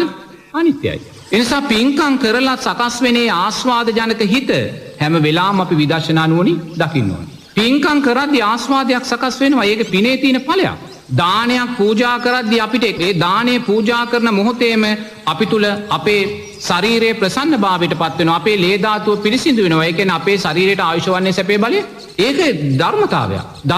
ඒ ධර්මතාවය නිරේතුරුම අනිත්‍ය වූ ධර්මයක් කියලා දකිමින් ඒ ආස්වාදයට නොබැදෙන මොහොතේ අන්න නෝන අකුසල් මූලයන් රැස් කළා වෙනවා. එහෙම නැතුව අපි නිරේතුරුව පිනෙන් ලැබෙන්නා වූ ආස්වාදයට සැපයට සතුටට නිත්‍ය වශයෙන් බැඳෙන මොහොතක් පාසා පින නිසා බලවත් අකුසල් මූලයන් රැස් කරගත්ත කෙනෙක් බවටයි පත් වෙන්නේ. ඒ නිසා හැකිතාක් පින්කම් කරන්න. මොකද මේ සංසාර භව ගමනේ මේ ජීවිතේ අපිට සෝවාන් ඵලයට පත් වෙන්න බැරි වුණොත් අපේ ජීවිතේ අපිට තියෙන එකම සැනසෙල්ල පින කියන කාරණේ විතරයි. වෙන දෙයක් නැහැ. പ്രേත ලෝකයකට වැටුණත් පින කියන කාරණේ තමයි പ്രേත ලෝකේ අපිට සැපයක් ලබලා දෙන්නේ. දැන් പ്രേත ලෝකේ ඉන්නවා සද්දන්ත പ്രേතයෝ, අනිත් പ്രേතීන් අභිභවාගිය പ്രേතයෝ ඉන්නවා. ඒ මහා പ്രേතයෝ දැක්කම අර പ്രേතයෝ පලා යනවා. සමහරු ඉන්නවා ඒගොල්ලන්ගේ ඇස් වලින් ආලෝකය විහිදෙනවා. එතකොට ඒසා പ്രേත ලෝකෙදිත් යා උපාදාන පත්‍යා භවෝ තෘෂ්ණාව නිසා പ്രേත ලෝකෙට වැටුණත් പ്രേත ලෝකෙදී අර සද්දන්ත භාවය ලැබලා දුන්නේ කවුද? පින. තේරෙනවද? නමුත් පින රැස් කළේ අකුසල් මූලයන් තුලින්. අර බලන්න දුර්වල උපතකින් තමයි ඒක විපාකෙට ආවේ. ඒ වගේ තිරිසන් සත්ව රැල් ගන්න ඔය සෑම තිරිසන් සත්ව රැලකම නායකයෙක් ඉන්නවා. තේරෙනවද? ඒ නායකයා තමයි ඒගොල්ලන්ගේ ආහාර වලින් හැම දෙයකින්ම වැඩි කොටස භුක්ති විඳින්නේ යා තමයි. ඒ නායකත්වයට යාපත් වෙන්නේ සටන් කරලා. ඒතර බලන්න එයාට ඒ ආයුෂ වර්ණයේ සැපේ බලේ ලැබුණේ කුමක් නිසාද? පෙර පින නිසා. නමුත් පින් කලේ අකුසල් මූලයන් වඩමින් පින විපාකෙට ආවේ දුර්වල උපතකි. ඒ නිසා නිරේතුරුවම පින්කම් කළා කියන කාරණයෙන් විතරක් නම් වැඩක් නැහැ. යන රැල්ලට නැගලා යන්න එපා. ඒ නිසා නිරේතුරුවම මොනේ පින්කම කළත් සීලයක් සමාදන් වුණත් කොයි වෙලාවකවත් මේවා නිසා මාන්නය සක්කාය දිට්ඨිය ඇති වෙන්න දෙන්නේ. මොකද සක්කාය දිට්ඨිය ඇති කරගෙන වැඩක් නැහැ, මාන්නය ඇති කරගෙන වැඩක් නැහැ. මේ සංස්කාර අනිත්‍යයි. වැඩක් නැහැ. මේක හැමදාම මගේ වසඟේ තියාගන්න බෑ. කොච්චර දන් දීලා ආයුෂ වර්ණයේ සැපේ බලය ලැබුණත් ඒ සැපේ බලය අනිත්‍ය වෙලා යනවා. කොච්චර සිල් සමාදන් වෙලා යා ජනප්‍රියභාවයේ කීර්තිය ලැබුවත් ඒ කීර්තිය මොහොතකින් අනිත්‍ය වෙලා යනවා. කොච්චර සමාධිය වඩලා යා ධානතල සකස් කරගෙන රූපාවචර අරූපාවචර බ්‍රහ්මතල වල ජීවත් වුණත් ඒක පිරිහිලා කවදා හරි පල්ලෙහාට වැටෙනවා. තේරෙනවද? ඒ නිසා නිරේතුරුව දක්ෂ වෙන්න. පින් සිද්ධ කරන්න. පිනමයි ඔබට සංසාරයේ තියෙන එකම සැනසෙල්ල ගැලවිල්ල. ඒ පින් කරන්න ඕනේ නිරේතුරුවම මේ සංස්කාරයන්ගේ අනිත්‍යභාවය දකිමින්. එහෙම නොවුනොත් කවදාක්වත් පින සැබෑ උපතකින් ඔබලාට විපාකෙට එන්නේ නැහැ. දුර්වල උපත් වලින් තමයි විපාකෙට එන්නේ. ගරු ස්වාමීන් වහන්සේ ශක්තිමත් කුසල් රැස් කරගෙන බලවත් උත්පත්තියක් ලැබපු කෙනෙකුගේ ඉදිරි ජීවිත ගමන ධර්මානුකූලව සාර්ථක වෙන්න නම් කල්යාණ මිතුරු ඇසුර අවශ්‍යයි නේද ස්වාමීන් වහන්සේ? එහි අනිවාර්යෙන් දැන් ශක්තිමත් ආකාරයෙන් කුසල් මූලයන් වැඩෙන ආකාරයෙන් පින්කම් සිද්ධ කරද්දී අපිට ශක්තිමත් උපත් ලැබෙනවා. මනුස්ස දිව්‍ය උපත් ලැබෙනවා. ඒ මනුස්ස දිව්‍ය උපත් ලැබෙන්නේ ආයුෂ වර්ණයේ සැපේ බලය එක්ක. එතකොට ආයුෂ වර්ණයේ සැපේ බලය එක්ක අපිට ශක්තිමත් උපත් ලැබෙනකොට නෝනා අපිට එතනදී කල්යාණ මිත්‍ර ආශ්‍රය ලැබුණොත් අපිට ඒ ආයුෂ වර්ණයේ සැපේ බලය ඇති ජීවිතේ රහත් ඵලය දක්වා අරන් යන්න පුළුවන්. නමුත් කල්යාණ මිත්‍ර ආශ්‍රය ලැබෙන්න ඕනේ. නමුත් අකුසල් මූලයන් අඩු කරලා කුසල් මූලයන් තුලින් පින්කම් කළොත් ඒ හේතුව නිසාම අපිට සංසාරයේ කල්යාණ මිත්‍රයන් මුණ ගැහෙනවා. මොකද සංසාර පුරුද්දක් තියෙනවනේ නේද? අපි සංසාරයේ පුරුදු දේ තමයි අපිට මේ ජීවිතේ වැඩිලා එන්නේ. මේ මොහොතේ ඉඳන් අපි නිරේතුරුවම කුසල් මූලයන් වැඩෙන ආකාරයෙන් මේවා කරගෙන පිළිවෙලට අරන් ගියොත් සමහර විට ඊළඟ ජීවිතේ අපි මනුස්ස ජීවිතයක් ලැබුවත් සංස්කාර පත්‍යා විඥාන කියන ධර්මතාවය තුළ අපේ දැනීම් සකස් වෙන්නේ පෙර ජීවිතේ දැනීම් වලට අදාළ. ඒ නිසා පුරුදු වෙන්න පුහුණු වෙන්න නිරතුරුවම අලෝභ අද්වේෂ අමෝහ ධර්මයන් වැඩෙන ආකාරයට කරන සෑම පින්කමක්ම කරන්න. එහෙම නැත්නම් කවදාක්වත් සීලය මගේ කරගෙන දානය මගේ කරගෙන සමාධිය මගේ කරගෙන මෛත්‍රිය මගේ කරගෙන කරන සෑම පින්කමකදීම පිනේ නාමයෙන් අපි බලවත් අකුසල් මූලයන් මේ පැත්තේ රැස් කරනවා. නමුත් ඒක තේරෙන්නේ නැහැ අපිට. මොකද එතන ආස්වාදය. මේ ආස්වාදය කියන්නේ අකුසල් මූලයක් එතන. මමේ කියලා ගන්නා වූ ලෝභසිත සක්කාය දිට්ඨිය. ඉතින් මේ සක්කාය දිට්ඨිය තමයි පදංග හැටියට වැඩිලා කොතනද හරි අපිට කල්යාණ මිත්‍රත්වයේ දුර්වල වෙච්ච තැනදී බලවත් වූ අනතුරන්ට අපි පත් කරනවා. තේරෙනවද? බලවත් අනතුරන්ට පත් කරනවා. ඒ නිසා නිරේතුරුවම සංසාර බය දකිමින් මේ ආපු දීර්ඝ භව ගමන සිහිපත් කරන්න. දෙයි හාමුදුරනේ කොයිසා පින්කම් අපි සංසාරේ කරන්නේ නැද්ද? අතීතයේ බුදුරජාණන් වහන්සේ කියනවා නම් බුදුරජාණන් වහන්සේලා ලක්ෂ ගාණක් පහළ වෙලා තියෙනවා කියලා. සම්මා සම්බුද්ධ ශාසන ලක්ෂ ගාණක් පහළ වෙලා තියෙනවා කියලා. අතීතයේ අපට මහරහතන් වහන්සේලා කෝටි ගාණක් හමු වෙලා තියෙනවා කියලා. කොයිසා පින්කම් අපි කරගන්නේ නැද්ද? නමුත් ඒ පින්කම් කරගෙන තාක්කල් අපි කරලා තියෙන්නේ ලෝභ ද්වේෂ මෝහයන් වැඩෙන ආකාරයෙන් අලෝභ අද්වේෂ මෝහයන් වැඩෙන ආකාරයෙන් කරලා නැහැ. ඒතර අලෝභ අද්වේෂ අමෝහයන් වැඩෙන ආකාරයෙන් සිද්ධ කළා නම් අපේ ඉන්ද්‍රිය ධර්මයන් වැඩෙන්න ඕනේ. ඉන්ද්‍රිය ධර්මයන් වැඩුණා නම් අපි සෝවාන් ඵලයටපත් වෙන්න ඕනේ. අපි මේ භව ගමන තුල තාම මේ වෙලාවේ නැහැ. තේරෙනවද? ඒ නිසා අපි අරසා කල්ප ගානක් ආපු ගමනේදී මහා සස්ත්‍රීක පින්කම් කළත් නෝනා ඒ සෑම පින්කම් තුලින්ම අපි අකුසල් මූලයන් වඩාගෙන තියෙනවා. ඒ අකුසල් මූලයන්ට අදාළව අපි උපදින ආත්ම භාවයත් පාවැල් වල අපි නැවත නැවතත් ඒ පරණ පුරුද්දම තමයි සිද්ධ කරගෙන යන්නේ. මේ සංස්කාරයන් අනිත්‍යයි කියලා දකින්නේ නැහැ. ඉතින් අනිත්‍යයි කියලා නොදකින තාක්කල් පංච උපාදානස්කන්ධයේ නිට්ටයභාවය වැඩෙනවා. වැඩෙන තාක්කල් අපි අනිවාර්යයෙන්ම භවයේ අල්ලගන්නවා. නමුත් ඉතින් කොතනකවත් නොවන අපිට මේ ලෝකය හදන්න බෑ, ලෝකය නිවැරදි කරන්න බෑ. ඒක හොඳට තේරුම් ගන්න ඕනේ. අතීතයේ බුදුරජාණන් වහන්සේලා ලක්ෂ ගාණක් පහළ වෙලත් මේ ලෝකේ නිවැරදි කරන්න පුළුවන්කමක් ලැබුණේ නැහැ. අතීතයේ සක්විති රජවරු දහස් ගාණක් පහළ වෙලත් මේ ලෝකේ නිවැරදි කරන්න පුළුවන්කමක් ලැබුණේ නැහැ. අතීතයේ රහතන් වහන්සේලා කෝටි ගාණක් පහළ වුණත් මේ ලෝකේ නිවැරදි කරන්න ලැබුණේ නැහැ නෝනා. එහෙනම් කවදාක්වත් මේ ලෝකේ නිවැරදි වෙයි කියන කාරණය යමෙක් හිතනවා නම් එතන තියෙන මොහය. බුදුරජාණන් වහන්සේලා ලක්ෂ ගාණකට නිවැරදි කරන්න බැරි වුණ ලෝකයක්.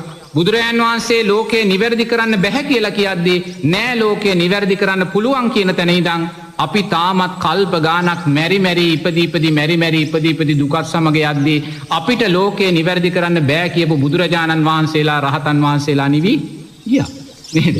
උන්වහන්සේලා නිවි ගියා ලෝකේ නිවැරදි කරන්න බැහැ කියලා. අපි බුදුරජාණන් වහන්සේලාත් ඉක්මවා ගිහිල්ලා ලෝකේ නිවැරදි කරන්න ගිහිල්ලා අපි කල්ප ගණන් සතර අපායන්ට සුගතියට වැටි අපි මේ ගමන යනවා. ඒ නිසා භික්ෂුවක් හැටියට මම ධර්මයක් ලිව්වොත් ඒ ධර්මය කියන්නේ ලෝකේ නිවැරදි කරන්න නම් මම දන්නවා මේ ලෝකෙන් දශමයක්වත් අපිට නිවැරදි කරන්න බෑ. දශමයක්වත් නිවැරදි කරන්න බෑ. ඒ නිසා ලෝකයේ යන ලෝකයකට යන්න ගියදෙන් ඔබ නිවැරදි වෙන්න කියලායි මට කියන්න තියෙන්නේ. එතනයි අපි ඉන්න ඕනේ. තේරෙනවද? තමන් දැක්කොත් ලෝකේ යන ලෝකයකට ගියදෙන් මම නිවැරදි වෙනවා කියන තැන එතන තිබ්බ නෝනා හැමෝටම නිවැරදි වෙන්න මාර්ගය එතන තියෙනවා. එතෙන්ට තමයි අපිට එන්න වෙන්නේ. නැත්තම් මේකම නෝනා මේ තියෙන රටාව ලෝකේ නිවැරදි කරන්න බෑ. බුදුරජාණන් වහන්සේ කියනවා ලෝකයේ තියෙන මෙතනයි කියලා. දැන් අපි ලෝකය කියන්නේ මේ ඇසට පෙනෙන ලෝකය. කනට අහන ලෝකය තමයි අපි ලෝකය කියන්නේ. නමුත් බුදුරජාණන් වහන්සේ මේ ඇසට පෙනෙන කනට අහන ලෝකය නෙමෙයි ලෝකයේ හැටියට පනවන්නේ. බුදුරජාණන් වහන්සේ ලෝකයේ හැටියට පනවන්නේ මේ නාම රූප දෙක. මේ ලෝකයේ මෙතනයි තියෙන්නේ. මේ ලෝකයයි ඔබට නිරේතුරුවම අර සම්මුති ලෝකය අල්ලලා දෙන්නේ. එනිසා ඔබ ඒ ලෝකයේ දිහා බලන්න එපා. මේ ලෝකයේ දිහා බලන්න මෙතනයි ඔබ ලෝකෙට අල්ලලා දෙන ධර්මතාවයන් සියල්ල කොට නැගෙන්නේ. පස්සේ කියන ධර්මතාවයේ ගොඩ නැගෙන්නේ මේ ලෝකයේ තුල. වේදනාව සංඥාව සංස්කාර විඥානේ ගොඩ නැගෙන්නේ මේ ලෝකයේ තුල. ඒ කියන්නේ ඔබව භවයට අරන් යන්නේ ඔබව භවයට උස්සලා දාන්නේ ලෝකය මෙතනයි තියෙන්නේ. මේ ලෝකය ගැන හිතන්න කියලා බුදුරජාණන් වහන්සේ අපිට කියන්නේ. නමුත් අපි කවදාකවත් මේ ලෝකය ගැන හිතන්නේ නැහැ. තමා තුළ තියෙන ලෝකය ගැන හිතන්නේ නෑ. සැබෑ ලෝකය තමා තුළ තියෙද්දි සැබෑ ලෝකය අල්ලා දෙන ලෝකය තමා තුළ තියෙද්දි නිරේතුරුවම අපි අපිට අයිති නැති සම්මුති ලෝකයක් හදන්න ගිහිල්ලා අපේ ලෝකය නිරේතුරුව අපි වරද්ද ගන්න. එනිසා බුදුරජාණන් වහන්සේ කියනවා දැස් දෙක පියාගෙන මේ හිත දිහා බලන්න. මේ සකස් වෙන සෑම සිතුවිල්ලක් නිත්‍ය වශයෙන් ගන්න මොහොතක් පාසා අන්න ඔබ භවයට යන්නා වූ සංස්කාරයක් නැත්තම් සම්මුති ලෝකයේ කොටස්කාරයෙක් බවට පත් වෙනවා කියලා. ඒ නිසා ඔබ ඇස් දෙක පියාගෙන එක පැය කාලක් සකස් වෙන සෑම පස්සේ නිසා සකස් වෙන සෑම සිතුවිල්ලක්ම අනිත්‍යභාවයෙන් දකින මොහොතේ ඔබ මේ පැය කාලය තුල ලෝකයෙන් මිදුණ මිනිසෙක් බවට පත් වෙනවා. ඒ නිසා නිරේතුරුව අපි මේ ගන්න සිතුවිල්ලක් නිත්‍ය වශයෙන් ගන්න මොහොතක් පාසා අපි නැවත ලෝකයේ ඉපදීමට අවශ්‍ය සංස්කාරයක් රැස් කරමින් නැවත ලෝකයේ සමාජිකත්වයේ ලබනවා. ඒ නිසා බුදුරජාණන් වහන්සේ කියන මේ මෙතනයි ලෝකයේ තියෙන්නේ. මේ ගැන හිතන්න. මේ නාම රූප ලෝකය ගැන හිතන්න. මේ රූපය ඔබ අනිත්‍ය වශයෙන් දකින්නේ යම් දවසක අවබෝධ වුණා නම් ඔබට මේ මුළු සම්මුති ලෝකයම අතහැරිලා යනවා කියලා. ඉතින් ඕන ඔතෙන්ට තමයි අපි එන්න ඕනේ. නමුත් මෙතෙන්ට අත්වැල් බැදගෙන කවදාකවත් අපිට යන්න බැහැ. බුදුරජාණන් වහන්සේ සරණ කරගෙන ධර්ම රත්නයේ සරණ කරගෙන සංඝයා පිහිට කරගෙන තමා තුලින් යන ගමනක් අපිට මේ ගමන යන්න. ඉතින් මේ ගමනේ යද්දී අපි මුලින්ම අපිට හමු වෙන තැන තමයි සද්ධානුසාරී ධම්මානුසාරී කියන තැන. ඒතකොට සද්ධානුසාරී ධම්මානුසාරී කියන්නේ මේ ධර්ම මාර්ගයේ පළවෙනි පියගැට පෙළ තමයි සද්ධානුසාරී ධම්මානුසාරී. සද්ධානුසාරී ධම්මානුසාරී කියන්නේ සෝවාන් මාර්ගය තුල ඉන්න කෙනාට තමයි සද්ධානුසාරී ධම්මානුසාරී කියන්නේ. යමෙක් සෝවාන් ඵලයට පත්වෙච්ච වෙලා වෙනෝනා ඒ සෝවාන් ඵලයට පත් වුණා කියන්නේ එයාගේ ඉන්ද්‍රිය ධර්මයන් පහ සම වෙනවා. ඉන්ද්‍රිය ධර්මයන් කියන්නේ මොකද්ද? සද්ධා, වීරය, සති, සමාධි, ප්‍රඥා. අපි හැම කෙනාගේම මේ ඉන්ද්‍රිය ධර්මයන් තියෙනවා. නමුත් මේ ඉන්ද්‍රිය ධර්මයන් මේ ඇඟිලි පහ වගේ. ඒ කියන්නේ එක සමාන නැහැ. එකකට එකක් වෙනස්. එතකොට මේ එකකට එක වෙනස් කියන්නේ යා තාම සෝවාන් ඵලයටපත් වෙලා නැහැ. අපි යම් මොහොතක සෝවාන් ඵලයට පත් වෙන වෙලාවේ සද්ධා, වීරය, සති, සමාධි, ප්‍රඥා කියන ඉන්ද්‍රිය ධර්මයන් පහ සම වෙනවා. එක සමාන වෙනවා. සෝවාන් ඵලයට පත් වුණාට පස්සේ යාගේ මේ ඉන්ද්‍රිය ධර්මයන් බල ධර්මයන් හැටියට තමයි වැඩෙන්නේ. නමුත් සද්ධානුසාරී ධම්මානුසාරී කියන කෙනාගේ තාම මේ ඉන්ද්‍රිය ධර්මයන් පහ සම වෙලා නැහැ. සද්ධානුසාරී කියන කෙනාගේ සද්ධාව කියන ඉන්ද්‍රිය වැඩිලා තියෙනවා, ප්‍රඥාව කියන ඉන්ද්‍රිය වැඩිලා නැහැ. තේරෙනවද? දැන් සමාජයේ හුඟක් අය ඉන්නවා සද්ධාව තියෙනවා, ප්‍රඥාව වැඩිලා එයා සද්ධානුසාරී. එයා මොකද කරන්නේ?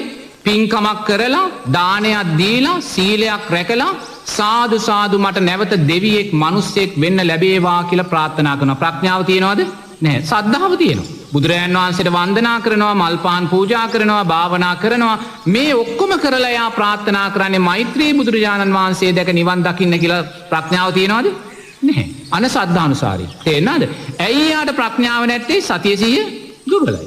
දැන් බුදුරජාණන් වහන්සේ සද්ධා, වීර, සතිය කියන කාරණේ මේ මැද්දෙන් තියන්නේ ඇයි? සතියෙන් සිහියෙන් තමයි එයා කල්යාණ මිත්‍ර ආශ්‍රය ලැබමින් සද්ධර්ම ශ්‍රවණය කරමින් ශ්‍රවණය කළා වූ සද්ධර්මයේ නුවණින් මෙනෙහි කරමින් අන්න සතිය සිහිය තුල එයා දැන් මේ දෙක සමබර කරගන්නවා. එයා සමබර කරගන්නවා කොහොමද කරන්නේ? එයා සද්ධාව තුල ජීවත් වෙමින් එයා දකිනවා බුදුරජාණන් වහන්සේ අනිත්‍ය වූ ධර්මතාවයක් කියලා. මොකද උනේ ප්‍රඥාව වැඩිම. සද්ධාව තුල ජීවත් වෙමින් එයා දකිනවා ධර්ම රත්නයත් අනිත්‍ය වෙලා යන ධර්මතාවයක් කියලා. අන්න ප්‍රඥාව වැඩෙනවා. සංඝයාට එයා ගරු කරමින් එයා දකිනවා සංඝයා කියන්නේ යම් දවසක අතුරුදහන් වෙලා යන ධර්මතාවයක් කියලා. අන්න ප්‍රඥාව ලැබෙනවා. එයා දානීය පූජා කරලා එයා දකිනවා මේ දානීය නිසා සකස් වුණා වූ ආයුෂ, වර්ණය, සැපේ, බලය අනිත්‍යයි කියලා දකිනවා. අන්න ප්‍රඥාව වැඩෙනවා. මෛත්‍රී භාවනාව වඩලා ශරීරයේ ප්‍රසන්න භාවයට පත් වෙනකොට මේ රූපය අනිත්‍යයි කියලා දකිනවා. අන්න ප්‍රඥාව වැඩෙනවා. තේරෙනවද? නමුත් අපි ඒක කරන්නේ නැහැ. හුඟක් මොකද කරන්නේ? 90%ක්ම කරන්නේ මොකද්ද? සද්ධාව තුලින් නිතරම ආත්මීය සංඥාව, භව සංඥාව, සැප සංඥාව, සුගතිය සංඥාව ඇති කරගන්නවා. දැන් එයා තමයි සද්ධානුසාරී. ඒතකොට ධම්මානුසාරී කියන්නේ නෝනා එයා හොඳට ධර්මයේ දන්නවා. ධර්මයේ කතා කරනවා, ධර්මයේ සාකච්ඡා කරනවා, ධර්මයේ දේශනා කරනවා, ධර්මයේ ලියනවා. මේ සියලු දෙයක් හොඳින් ධර්මයේ දැම්මත් එයා අවසානයේ කියන්නේ මොකද්ද? මෛත්‍රී බුදුරයන් වහන්සේ දැක නිවන් දකිත්වා කියලා. ප්‍රඥාව දිනවද? නැහැ. නමුත් ධර්මයේ ඉතල හොඳින් දන්නවා. තේරෙනවද? නැත්තම් එයා හොඳින් බණ කියලා ඔක්කොම කරලා නිරේතුරුවම නැවත දෙවියෙක්, නැවත බ්‍රහ්මෙක් වේවා කියලා ප්‍රාර්ථනා කරනවා. ප්‍රඥාව වැඩිලාද? නැහැ. නමුත් ධර්මයේ හොඳින් දන්නවා. තේරෙනවද? නමුත් මෙයා ධර්මානුසාරී කියලා බුදුරජාණන් වහන්සේ දේශනා කරනවා. තේරෙනවද? ඒ වගේ නිරේතුරුව දැන් මේ දෙන්නා තමයි අපේ ශාසනයේ පළවෙනි පියගැට පෙළ. සුගතියට අදාළ. මේ දෙන්නාට කල්යාණ මිත්‍රාශ්‍රය ලැබිලා සද්ධර්මයේ සෙවණය කළ නුවණින් මෙනෙහි කරද්දී අන්න මෙයා දැන් දකිනවා මේ සංස්කාරයන්ගේ අනිත්‍යභාවය. සද්ධාව කියන්නේ අනිත්‍ය ධර්මතාවයක්, වීරය කියන්නේ අනිත්‍ය ධර්මතාවයක්, සතිය සිහිය කියන්නේ අනිත්‍ය ධර්මතාවයක්. සද්ධා, වීර, සති, සමාධි, ප්‍රඥා මේ සෑම ධර්මතාවයක්ම අනිත්‍යයි කියලා දැක්ක තැන එයා සෝවාන් ඵලයට පත් වෙනවා. ස්වාමීන් වහන්සේ සෝවාන් තත්ත්වයට පත්වෙච්ච පුද්ගලයා ධර්ම මාර්ගයේ කොතනද ඉන්නේ ස්වාමින් වහන්සේ? මේ සෝවාන් ඵලයට පත්වෙච්ච තැන තමයි නෝනා අපි මේ භව ගමනේ සුරක්ෂිතභාවයට පත්වෙච්ච කෙනෙක් කියලා කියන්නේ. තේරෙනවද? භව ගමනේ සුරක්ෂිතභාවයට පත් වුණා කියන්නේ සෝවාන් ඵලයට පත්වෙද්දී ආ තුල ආර්ය අෂ්ටාංගික මාර්ගය ලෝකෝත්තර ආර්ය අෂ්ටාංගික මාර්ගයක් හැටියට වැඩිලා. තේරෙනවද? ආර්ය අෂ්ටාංගික මාර්ගය ලෝකෝත්තර ආර්ය අෂ්ටාංගික මාර්ගයක් හැටියට වැඩිලා. ඒතකොට ලෝකෝත්තර ආර්ය අෂ්ටාංගික මාර්ගයක් වැඩුණාට පස්සේ එයා තුල සම්මා සතිය කියන කාරණේ සකස් වෙලා. එතකොට මේ ලෝකෝත්තර සම්මා සතිය කියන කාරණේ නෝන මේ විදර්ශනා නුවණ මුසු සම්මා සතිය. දැන් ඔබතුමිය තාම සෝවාන් ඵලයට පත් වෙලා නැත්නම් ඒ කියන්නේ මේ සාරා සංඛ කල්ප ලක්ෂ ගණනක් පටිච්ච සමුප්පන්නව ආපු ගමනේදී තාම ඔබ තුල ලෝකෝත්තර සම්මා සතිය සකස් වෙලා නැහැ. ලෝකෝත්තර සම්මා සතිය සකස් වෙන කෙනා තමයි උතුම් සෝවාන් ඵලයට පත් වෙන කෙනා. එතකොට දැන් එයා තුල සෝවාන් ඵලයට පත් වුණා නම් එයා තුල අනිවාර්යයෙන්ම මොකද්ද වැඩිලා තියෙන්නේ? තෙරුවන් කෙරේ අතල සද්ධාව වැඩිලා. සීලය ආර්ය සීලයක් හැටියට වැඩිලා. පංච උපාදානස්කන්ධයේ අනිත්‍යභාවය වැඩිලා. දැන් මෙතකොට තෙරුවන් කෙරේ අතල සද්ධාව කියන්නේ මොකද්ද? තෙරුවන් කෙරේ තියෙන ගරුත්වය විතරක් නන් නෙමෙයි. දැන් කෙනෙක් අපි කිව්වොත් තෙරුවන් කෙරේ අතල සද්ධාව කියන්නේ එයා කියන්නේ තෙරුවන් කෙරේ තියෙනා වූ ගරුත්වය කියලා. තෙරුවන් කෙරේ තියෙන ගරුත්වය සද්ධාව. තෙරුවන් කෙරේ අචල සද්ධාව කියන්නේ මොකද්ද? නිරේතුරුවම බුදුරජාණන් වහන්සේත් අනිත්‍යයි කියන තැන එයා දකින්න ඕන. ධර්ම රත්නයත් අනිත්‍යයි කියන තැන එයා දකින්න ඕන. සංඝරත්නයත් අනිත්‍යයි කියලා දකින්න ඕනේ. සද්ධාව කියන තැනදී අපි මේවා අනිත්‍යයි කියලා දකින්නේ නැහැ. එතන ආස්වාදයේ දැකලා අපි සුගතිය සකස් කරගන්නවා. නමුත් අචල සද්ධාව කියන්නේ බුදුරජාණන් වහන්සේටගේ ධර්මයට අදාළව ධර්මය දකින්න ඕනේ. බුදුරජාණන් වහන්සේ දේශනා කළා වූ ධර්මයට අදාළව බුදුරජාණන් වහන්සේ දකින්න. බුදුරජාණන් වහන්සේ දේශනා කළා වූ ධර්මයේ අර්ථයන්ට අදාළව ධර්ම රත්නයේ අර්ථය දකින්න. බුදුරජාණන් වහන්සේ දේශනා කළා වූ ධර්මයේ අර්ථයන්ට අදාළව සංඝ රත්නය දකින්න. අන්න එහෙම දකිද්දී එයා දකිනවා බුදුරජාණන් වහන්සේ අනිත්‍ය වූ සංස්කාරයක් බුදුරජාණන් වහන්සේට ඇලිලා බැඳිලා තේරුමක් නැහැ. තේරෙනවද? ඒකත් අනිත්‍ය වූ සංස්කාරයක්. ධර්ම රත්නයක් කවදා හරි දවසක අතුරුදහන් වෙලා යන සංස්කාරයක්. ඒ නිසා ධර්ම රත්නය මගේ කරගෙන තෘෂ්ණාවෙන් උපාදානය කරගත්තායි කියලා තේරුම ඒකත් අනිත්‍ය වූ සංස්කාරයක්. සංඝයා කියන්නේ අනිත්‍ය වූ සංස්කාරයක්. ඒ නිසා සංඝයා කියන අර්ථය මමත්වයේ දැඩිභාවයෙන් ගැනීමෙන් වැඩක් නැහැ. ඒකත් සංස්කාරයක්. ඒ සංස්කාරෙත් අනිත්‍යයි. අන්න අචල සද්ධාව. ඒ අචල සද්ධාව තුල යා නිරේතුරුව මේ සංස්කාරයන්ගේ අනිත්‍යභාවය දකින්න කෙනෙක්. ඒතකොට ආර්ය සීලය කියන්නේ සිල්පද ආරක්ෂා කරනවා කියන කාරණේ නෙමෙයි. ඒක සීලය. තේරෙනවද? ආර්ය සීලය කියන්නේ ආරක්ෂා කළා වූ සීලය විදර්ශනා නුවණින් දකින්නයි කියන කාරණය. තේරෙනවද? දැන් සීලය ආරක්ෂා කරන කෙනා සුගතියට අදාළ සංස්කාරය රැස් කරන්නේ. තේරෙනවද? එයා සීලය ආරක්ෂා කළා සතුට වෙනවා. ආර්ය සීලය කියන්නේ ආරක්ෂා කළා වූ සීලයක්. බිඳුණු සීලයක් දෙකම විදර්ශනා නුවණින් දකින්න කෙනා ආර්ය සීලය සමාදන් වෙච්ච කෙනෙක් බවට පත් වෙනවා. ඒතකොට සෝවාන් ඵලයට පත් වෙන තැනදී ආර්ය සීලය කියන්නේ නිරේතුරුව අපි සිල් සමාදන් වෙලා සීලෙන් ලැබෙන සංස්කාරයන්ගේ අනිත්‍යභාවය දකින්න ඕන. මොකද සීලෙන් ලැබෙන සංස්කාර සුගතියේ ඉපදෙනවා, අපේ කීර්තිරාවයේ පැතිරෙනවා, සිහි මුලා නොවී මැරෙනවා, අපි ඕනෑම සභාවක් ඉදිරියට නොබියව. නමුත් මේ සංස්කාර නිට්ටයද අනිත්‍යද? මෙන්න මේ සංස්කාරයන්ගේ අනිත්‍යභාවය දැකලා ඒ සංස්කාරයන්ට නොබෙදෙන තැන අන්න ආර්ය සීලය. තේරෙනවද? එතකොට දැන් ආර්ය සීලය කියන්නේ සංස්කාරයේ අනිත්‍යභාවය දකිනවා. සද්ධාව අචල සද්ධාව කියන්නේ සංස්කාරයන්ගේ අනිත්‍යභාවය දකිනවා. මේ දෙක දකිද්දිම අවසානයේ අපි තුල වැඩිලා තියෙන්නේ මොකද්ද? පංච උපාදානස්කන්ධේ අනිත්‍යභාවය. බුදුරජාණන් වහන්සේ කියන්නේ රූපයක්, ඒ රූපය අනිත්‍යයි කියන කාරණේ දකිනවා. සංඝයා කියන්නේ රූපයක්, ඒ රූපය අනිත්‍යයි කියන කාරණේ දකිනවා. සීලය තුලින් සකස් වෙන්නා වූ සැපය කියන්නේ නැත්නම් ආනිසංස කියන්නේ සංස්කාරයක්, ඒ සංස්කාරයන්ගේ අනිත්‍යභාවය. දැන් ඔන්න අචල සද්ධාව, ආරේකාන්ත සීලය, මේ පංච උපාදානස්කන්ධේ අනිත්‍යභාවය. තේරෙනවද? මේ තුන යාගෙන් වැඩෙනකොට එයා තුල කාරණා තුනක් අයින් වෙනවා. මොකද්ද? සක්කාය දිට්ඨි, විචිකිච්ඡා, සීලබ්බත පරාමාස. සක්කාය දිට්ඨිය කියන්නේ මෙතන මමත්වයේ දැඩිභාවය. රූපය කෙරෙහි වේදනාව, සංඥා, සංස්කාර, විඥානය කෙරෙහි ඇති කරගන්නා වූ මමත්වයේ දැඩිභාවය එයා තුලින් සිඳිලා යනවා. තේරෙනවද? එයා බුදුරජාණන් වහන්සේ ධර්ම රත්නයේ, සංඝ රත්නයේ, බුදුරජාණන් වහන්සේ දේශනා කළා වූ ආරෂ්ඨාංගික මාර්ගයේ තිල කෙරෙහි තියෙන විචිකිච්ඡාව බැහැර කරනවා. එයාට සම්මා දිට්ඨිය අර්ථයන් සැකයෙන් තොරව එයා විශ්වාස කරනවා. ඊළඟට සම්්‍ය සීල වුතෝල්ට එයා කවදාකවත් බැඳෙන්නේ නැහැ. බුදුරජාණන් වහන්සේ දේශනා කළා උතුම් ධර්මයට, උතුම් සීලයන්ට බාහිර කිසිම සීල වුතේකට එයා බැඳෙන්නේ නැහැ. එයා නිරේතුරුවම අචල සද්ධාව විසින්, ආර්ය සීලය විසින් එයා අන්න සීල වුතෙන් ආරක්ෂා කරනවා. ඉතින් දැන් මේ තැන තමයි උතුම් සෝවාන් ඵලය කියන තැන. එතකොට දැන් මේ සෝවාන් ඵලයට පත්වෙච්ච තැනදී යා තුල මොකද්ද වැටලා තියෙන්නේ? ලෝකෝත්තර සම්මා සතිය. දැන් මේ ධර්ම මාර්ගයේ ගමන් කරද්දී අපි මෙතෙන්ට එද්දී දැන් වර්තමාන සමාජය තුල අපි දකිනවා ගොඩාක් පින්වතුන් ඇවිල්ලා කියනවා හඟවනවා මම උතුම් සෝවාන් ඵලයට පත් වුණායි කියන කාරණේ. එහෙම ප්‍රවණතාවයක් සමාජයේ තියෙනවා. නමුත් මෙතනදී නිරේතුරුවම සම්මා සතිය ලෝකෝත්තර සම්මා සතිය කියන කාරණේ අපි තුල වැඩෙද්දී ඒ ලෝකෝත්තර සම්මා සතිය විසින් තමා සෝවාන් අවංකෝ සෝවාන් ඵලයට පත් වුණා කියලා තමන්ගේ හිත කිව්වත් ඒ හිත යාට අනිත්‍ය වූ පංච උපාදානස්කන්ධයක් විතරයි. තේරෙනවද? එයා කවදාක්වත් ඒ හිත නිත්‍ය වශයෙන් ගන්නෙ නැහැ. එයා දැන් දන්නවා හිත කියන්නේ පංච උපාදානස්කන්ධයක් පංච උපාදානස්කන්ධයයි ති මායයට කියලා. තමන් අවංකව සෝවාන් ඵලයට පත් වුණත් තමන් සෝවාන් ඵලයට පත් වෙලා කියලා එයාගේ හිත කියද්දී එයා ඒ හිත අනිත්‍යයි කියලායි දකින්නේ. එයා කවදාකවත් ඒ හිත නිත්‍ය වශයෙන් ගන්නෙ නැහැ. මොකද එයා දන්නවා දැන් හිත කියන්නේ පංච උපාදානස්කන්ධ මායයි කියන කාරණේ. ඒ නිසා එයා දැන් ලෝකෝත්තර සම්මා සතිය විසින් දැන් එයාට සතියසිය සකස් කරලා දීලා තියෙනවා. එයා දැන් දකිනවා සංසාරේ සාරා සංක කල්ප ලක්ෂ ගානක් ආවා වූ ගමනේදී බුද්ධ ශාසන මුණ ගැහිලා තමන් සෝවාන් ඵලයට පත් නොවි සෝවාන් ඵලයට පත් උනායි කියලා රැවටුණ අවස්ථා දසදහස් ගානක් තියෙනවා කියලා. තමන් සෝවාන් ඵලයට පත් නොවි සෝවාන් ඵලයට පත් උනායි කියලා රැවටුණ අවස්ථා දසදහස් ගානක් තියෙනවා කියලා. එහෙනම් එයා දැන් ලෝකෝත්තර සම්මා සතිය තුලින් මේ මොහොතේ තමන් සෝවාන් ඵලයට පත් උනා කියන සිත විශ්වාස කරන්නේ නැහැ. එයා විශ්වාස කරන්නේ එයාට ලෝකෝත්තර සම්මා සතිය මතක් කරලා දෙනවා නෑ ඔය සකස් වෙන්නේ පංච උපාදානස්කන්ධ මායя.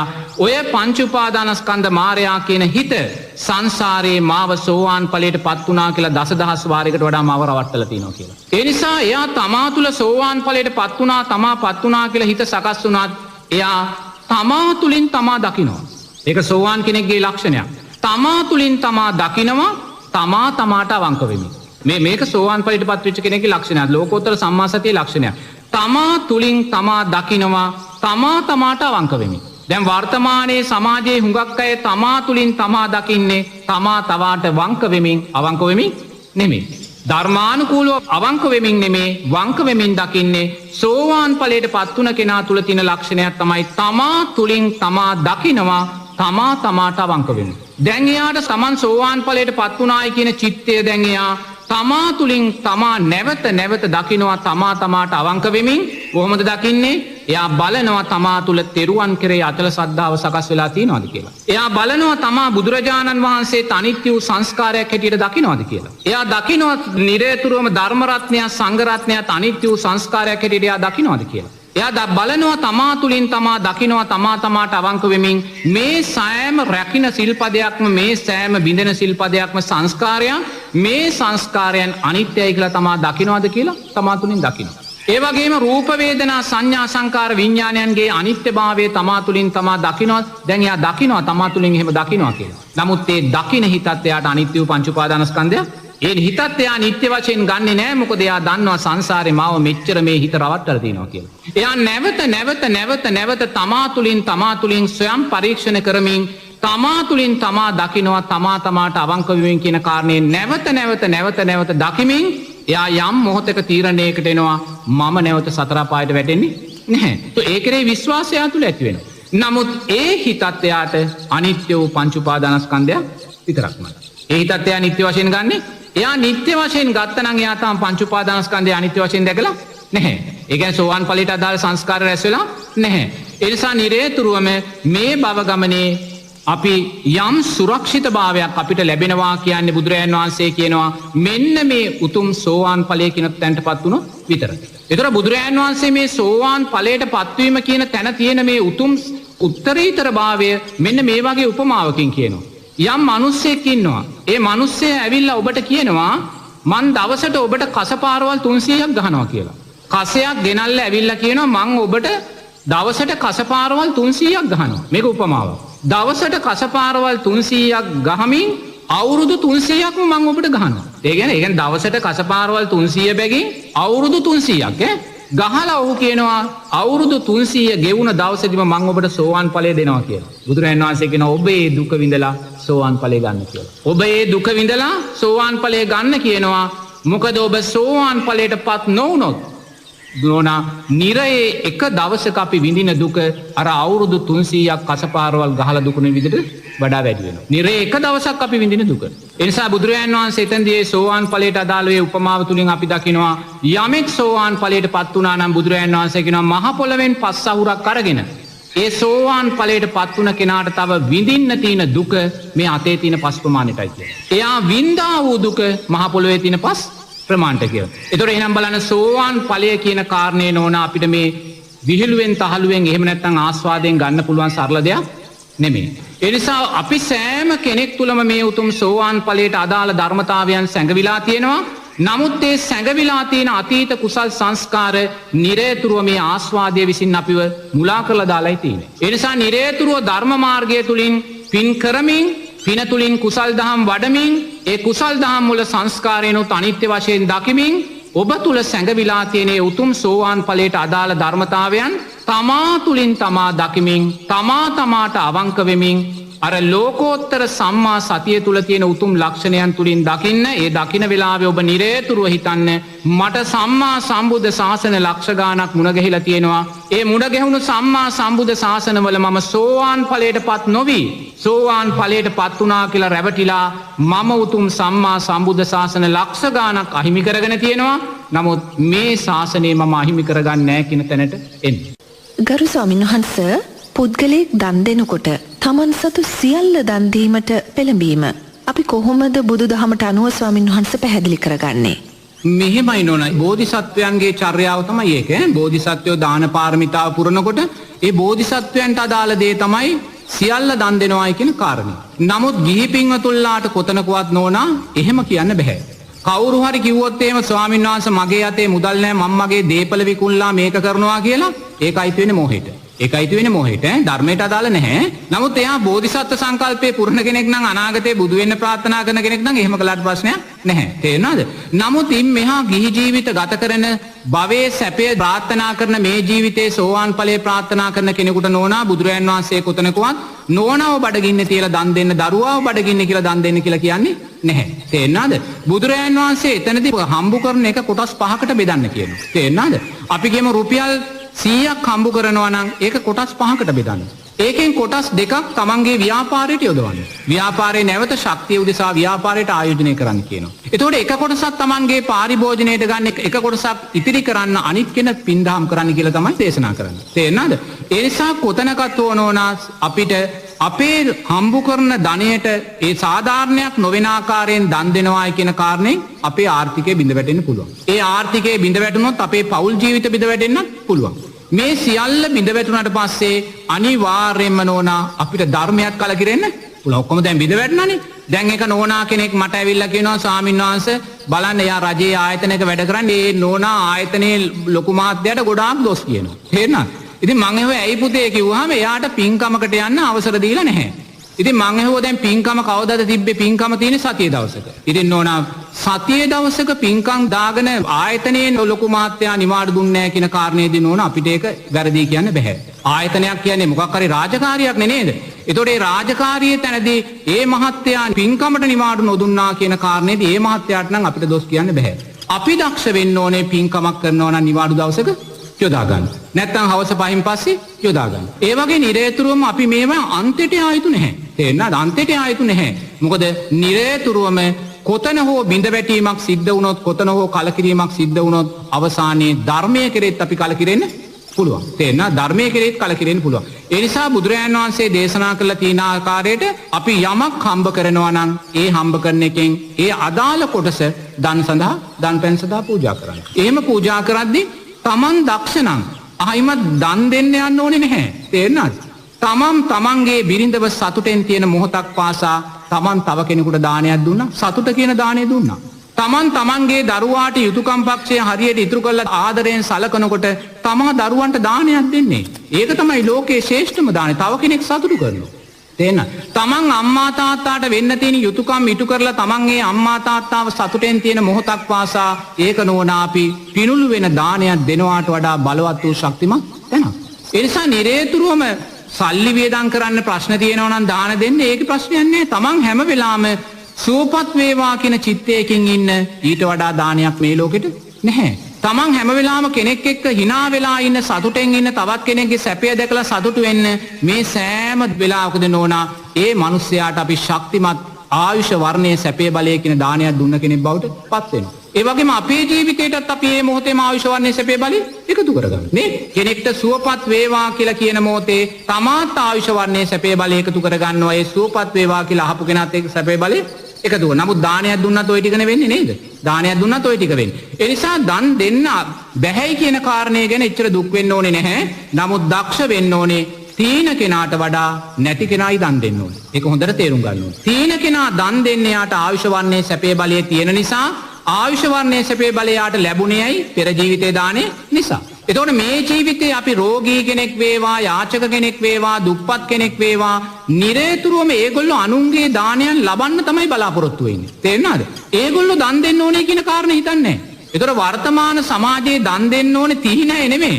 නැති අයයි. මොකද නැති අය කියන්නේ යාට දානේ දුර්වලභාවයක් යාට තියෙන්නේ. එතකොට මේ මොහොතේත් යා දන් දෙන්නේ නැතුව දෙන කෙනාගෙන් ලබන්න විතරක් බලාපොරොත්තු වෙනවා නම් ඊළඟ ජීවිතේ මීටත් වඩා දුර්වල තැනක් තමයි ලැබෙන්නේ. තේරෙනවද? ඒ නිසා හැම වෙලාවෙම දුප්පත් අය නැති බැරි අය මිල මුදල් අඩු අය තමයි වැඩියෙන් දන් දෙන්න ඕනේ. එයාට දන් දෙන්න දෙයක් නැත්තම් අවම වශයෙන් තමන් බත් ටික බෙදාගත්තාම බත් කටක් තිරිසන් සතෙකුට හරි දන් දෙන්න. කර්මය කර්ම බල විශ්වාසය. එතකොට රුපියලක් හම්බුනොත් අඩු වශයෙන් යා 7-10ක් හරි දන් දෙන්න. ඒ නිසා නිරේතුරුවම දානය කියන කාරණේ වටිනාකම වැඩියෙන්ම තියෙන්නේ දුප්පත් අයට. ආයුෂ වර්ණයේ සැපේ බලය අඩු අය. මොකද ආයුෂ වර්ණයේ සැපේ බලය අඩු අය දැන් හුඟක් අය හිතන්නේ මේගොල්ලෝ දන් දුන්නොත් තව දුප්පත් වෙයි කියලා. හුඟක් අය සමාජයේ එහෙම හිතන්නේ. දැන් මම පහුගිය කාලේ ගම්මානයක වැඩ හිටියේ. ඒ ගම්මානයේ ගෙවල් 60ක් විතර දිනනවා.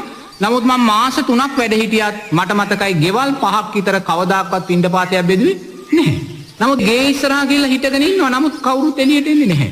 මොකද ඒගොල්ලෝ හිතන්නේ නෝනා මේ ඒගොල්ලෝ හිතන දේ නම් වැරද්දක් කියනව නෙමෙයි. ඒගොල්ලන්ට තේරුමක් නැහැ. ඒගොල්ලෝ හිතන්නේ දන් දුන්නොත් අපි තවත් දුප්පත් වෙයි කියලා. ඒගොල්ලෝ හිතනවා මේ Tamanට ලැබුණ ආයුෂ වර්ණයේ සැපේ බලය කියන්නේ මේ දානේ ආනිසංශයක් කියලා ඒගොල්ලෝ දන්නේ නැහැ. අවංකවම දන්නේ නැහැ. ඒගොල්ලෝ හිතන්නේ මේ ආයුෂ වර්ණයේ සැපේ බලය කියන්නේ මේ ආර්ථික විද්‍යාව නිසා ලැබෙන දෙයක් කියලා. ආදායමත් වියදමත් ඉතිරියත් කියන කාරණා තුනෙන් තමයි මෙන්න මේ ආයුෂ වර්ණයේ සැපේ බලය ලැබෙනවායි කියන කාරණේ හිතන්නේ. ඒ නිසා නිරේතුරුව දක්ෂ වෙන්න. දැන් රෝගී නිවාස තියෙනවා, වැඩිහිටි නිවාස තියෙනවා, ළමා නිවාස තියෙනවා. ඒවට දන් දෙන්න අය එනවා. ඒගොල්ලන්ගෙන් දානය පිළිගන්නවා වගේම Tamanට ලැබෙන බත් පිඟානෙන් බත් කටක් අවම වශයෙන් තමන්ගේ අල්ලපු ඇඳේ ඉන්න රෝගියාටවත් දානමය චේතනාවකින් දෙන්න. තේරෙනවද? එහෙමත් නැත්නම් තමන්ට බත් පිඟාන ලැබුණාම එහි මුල් කොටස බුදුරජාණන් වහන්සේ සංඝයා උදෙසා පූජා කරන්න. එහෙම නැතුව දුප්පත් අය මිල මුදල් අඩු අය අනුන්ගෙන් අපි ලැබනවායි කියන තැන හිටියොත් ඔය ලැබුණාට වඩා ඊටමත් අන්ත දුර්වල ජීවිත තමයි ඉස්සරහදී ලැබෙන්නේ. මොකද පිනට දාලා සංස්කාර දානට දාලා සංස්කාර රැස් කරන්නේ නැහැ. ඒ නිසා නිරේතුරුවම දානය ලබන කෙනා හැම වෙලාවම දක්ෂ වෙන්න ඕනේ තමන්ට කෙනෙක් දන් දෙද්දී තමනුත් ඔහුට යමක් දන් දෙන්න. දැන් සල්ලි තියෙන කෙනෙක් ඇවිල්ලා තමන්ට දානයක් දෙද්දී තමන් දක්ෂයෙක් නම් තමන්ට පුළුවන් ඔහු දුන්නාට වඩා දානයක් ඔබ ඔහුට දෙන්න. තේරෙනවද? ඒ කොහොමද දෙන්නේ? එයා දන් දෙන මොහොතේ ඔබ සීලෙන් පරිපූර්ණ කෙනෙක් නම් ඔබ සිල්පද 5 පරිපූර්ණ කෙනෙක්. දැන් අපි කියමු ළමා නිවාසයක් තියෙනවා. තේරෙනවද? මහලු නිවාසයක් තියෙනවා. දැන් මහලු නිවාසයේ අම්මලා සියලු දෙනාම කල්පනා කරනවා අපිට දාන දෙන අයට අපි ඒ අය අපිට දෙනවාට වඩා දෙයක් අපි දෙන්න ඕනේ කියලා. එහෙම හිතලා ඒගොල්ලෝ උදේට තෙරුවන් සන්න පිහිටලා බුද්ධ වන්දනාවක් කරලා උතුම් සිල්පද 5 සමාදන් වෙලා මෛත්‍රී භාවනාවක් වඩලා ඒ ධර්මකාමී සිතුවිල්ලෙන් ගත කරද්දී අර අය ගෙනල්ලා දානයක් දෙද්දී නෝනා ඒගොල්ලෝ දෙන දාන වේලෙන් ලබන පිනට වඩා මේගොල්ලෝ එයාට උපකාරයක් කළා වෙනවා. දැන් ඒගොල්ලෝ කරන උපකාරයට වඩා මෙයා ඒගොල්ලන්ට උපකාරයක් කළා වෙනවා. මොකද යම් දානයක ආනිසංස පක්ෂ වැඩි වෙන්නේ දානය ලබන්නා සීලය තුල හිටියොත් විතරයි. ඒ නිසා යම් කෙනෙක් අනුන්ගෙන් දානය ලබද්දී සීලෙන් දුර්වලභාවයට පත් වුණොත් ඒ දුර්වලභාවය නිසා අපි නිරේතුරුව මේ දන් දෙන කෙනාට ණයකාරයෙක් බවට පත් වෙනවා. ඒ නිසා නිරේතුරුවම කෙනෙක් අපිට දානයක් දෙද්දී ගිහි පින්වතුන්ලා අපි දක්ෂ වෙන්න ඕන. ගිහි පින්වතුන්ලා සීලය තුල ශක්තිමත් වෙන්න. Taman සීලයෙන් ශක්තිමත් වුණා නම් ඔහු ඔබට කරපු උපකාරයට වඩා ඔබ ඔහුට උපකාරය කරපු කෙනෙක් බවට පත් වෙනවා. තේරෙනවද? එතකොට Taman ගත්තා වූ දාන වේලට යා ණයකාරයෙක් බවට පත් වෙන්නේ නැහැ. ඒ නිසා එතනදී හොඳින් දැනගන්න සල්ලි තියෙන අය දන් දෙනවාට වඩා දුප්පත් අයයි දන් දෙන්න ඕනේ. ඒ නිසා ඔබට හම්බ වෙන බත් පිඟානෙන් බත් කටක් හරි දානමය චේතනාවෙන් දන් දෙන්න. ඒ දානෙමයි කවදා හරි ඔබට සැබෑම ශාස්ත්‍රීයභාවය සැබෑම ආයුෂ වන්නේ ලබලා දෙන්නේ. ගරු ස්වාමීන් වහන්සේ කෙනෙක් අපෙන් යමක් ඉල්ලගෙන එනවා. අපි ඒ කෙනාට යමක් දෙනවා. දුන්නාට පසුව ඒ ලබන්නා විසින් අපිට පින් සිද්ධ වේවා කියලා සුබ ප්‍රාර්ථනා කිරීම. එහෙම නැත්නම් ඒ ලබන්නා විසින් අපට පින් සිද්ධ වේවා කියා ආශිර්වාද කිරීම අපි බලාපොරොත්තු වෙනවා. ස්වාමීන් වහන්සේ එහෙම නොකළොත් ඒ පුද්ගලයා ඒ දෙන්නා විසින් සිත අපහැදීමකට ලක් කරගන්නවා මට පින් සිද්ධ වේවා කියලා කිව්වේ නැහැ කියලා. මේන් ස්වාමීන් වහන්සේ අකුසලයක් නේද රැස්වන්නේ? පින කළාට අකුසල් මූලයක් රැස් කරගන්නවා. තේරෙනවද? දැන් එයා සූපත් වේවා කියලා නොකියුවා කියලා අන ද්වේෂසිතක් සකස් කරගත්තා. ඇයි ඒ ද්වේෂසිතක් සකස් කරගත්තේ? එයා දුන්නා වූ සංස්කාරය අනිත්‍යයි කියලා දැක්කේ නැහැ. දුන්නා වූ සංස්කාරය අනිත්‍යයි කියලා දැක්ක කෙනා කවදාක්වත් ඒ ගත්ත කෙනා සූපත් වේවා නොකියුවා කියලා එයා බාධාවක් කරගන්නේ නැහැ. තේරෙනවද? නමුත් එයා සූපත් නොවේවා කිව්වට එයාට අකුසලයක් සිද්ධ වෙනවා. තේරෙනයි? මෙයා සතුටු කළේ නැහැ නේද? සතුටු කරන්න අවස්ථාව ලැබිලා එයා සතුටු කළේ නැහැ. ඒ නිසා Tamanට යම් කෙනෙකුට 7 5ක් 10ක් හරි දෙන්න තියෙනවා නම් ලැබුණා නම් ඒ අවස්ථාවේ ඒක දීලා දාන්න. මොකද ඊළඟ මොහොතේ ඒ අවස්ථාව නොලැබෙන්න පුළුවන්. මේ වර්තමානයේ තුල ඔබට යම් දානමය චේතනාවක් සකස් වෙලා දෙන්න අවස්ථාවක් ලැබිලා ඔබ නොදී හිටියොත් නෝනා ඊළඟ පැයේ ඔබ මැරෙන්න පුළුවන්. අපි දන්නේ සියලු සංස්කාරය අනිත්‍යයි කියන ධර්මතාවය තුල ඊළඟ පැයේ මොකක්ද වෙයි කියන්නේ අපි දන්නේ නැහැ. ඒ නිසා මේ මොහොතේ වර්තමානයේ තුල නිරේතුරුවම ඔබ සතියෙන් 100න් ඉන්න. වර්තමානයේ තුල සතියෙන් 100න් ඉන්න වෙලාවේ නිරේතුරුවම සතිය 100 කියන්නේ බොජ්ජංගයක්, සති සම්බොජ්ජංගය. සති සම්බොජ්ජංගයේ වැඩුණ තැන් ඊළඟට වැඩෙන්නේ මොකද්ද?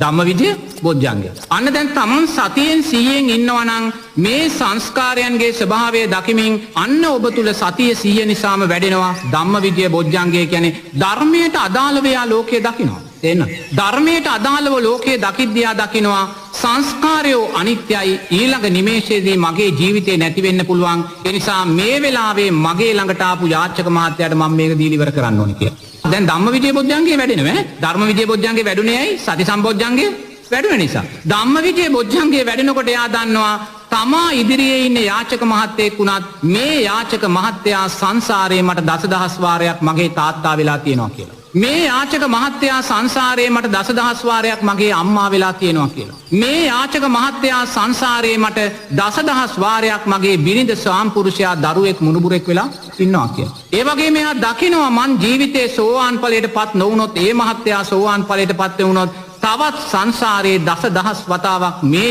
යාචක මහත්තයා මට ඥාතිත්වයක් දරනවා කියලා. අන ධම්මවිජය බොජ්ජංගේ සකස් කළ දුන්නා. ධර්මානුකූලව එයා රූපය දකිනවා. එතකොට ඒක සකස් වුණේ කුමක් නිසාද? සති සම්බොජ්ජංගේ නිසා. එතකොට එතනදී එයා රුපියල් 10ක් දුන්නත් සුවපත් නොවේවා කියලා ගැටෙන්නේ නැහැ. ඇයි ගැටෙන්නේ නැත්තේ? අනේ සංසාරයේ මෙයා මට අම්මා වෙලා මව්කිරි කලගානක් පොපු කෙනෙක් කියන තැන එයා දකිනවා. එතන දකින්න ඕන සති සම්බොජ්ජංගේ වැඩෙන්න ඕන. ඒක වැඩුණ තැනයි අතන වැඩෙන්නේ.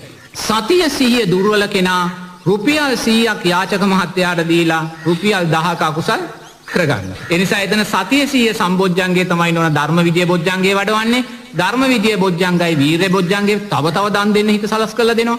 වීර්ය බොජ්ජංගයයි අපිට ප්‍රීතිය පස්සද්ධිය සකස් කරලා දෙන්නේ. ඒ නිසා මෙයා දානය නිසා මෙයා නිතරම ප්‍රීතිමත් හිතෙන් ගත කරන්නේ. තේරෙනවද? සංහිඳුණු හිතෙන් එයා ගත කරන්නේ. ඒ නිසා මෙයා කොතනකවත් ඇලීම් ගැටීම් වලට යන්නේ නැහැ. උපේක්ෂාව තුල ඉන්නවා. අන්න දැන් පංච නීවරණ යටපත් වුණා වූ හිතක් එයාට තියෙනවා. එහෙනම් ඔතන ඔයා වැඩිලා එන්න ඕනේ නෝන පල්ලේ. ගරු ස්වාමීන් වහන්සේ කෙනෙක් අපෙන් යමක් ඉල්ලනවා.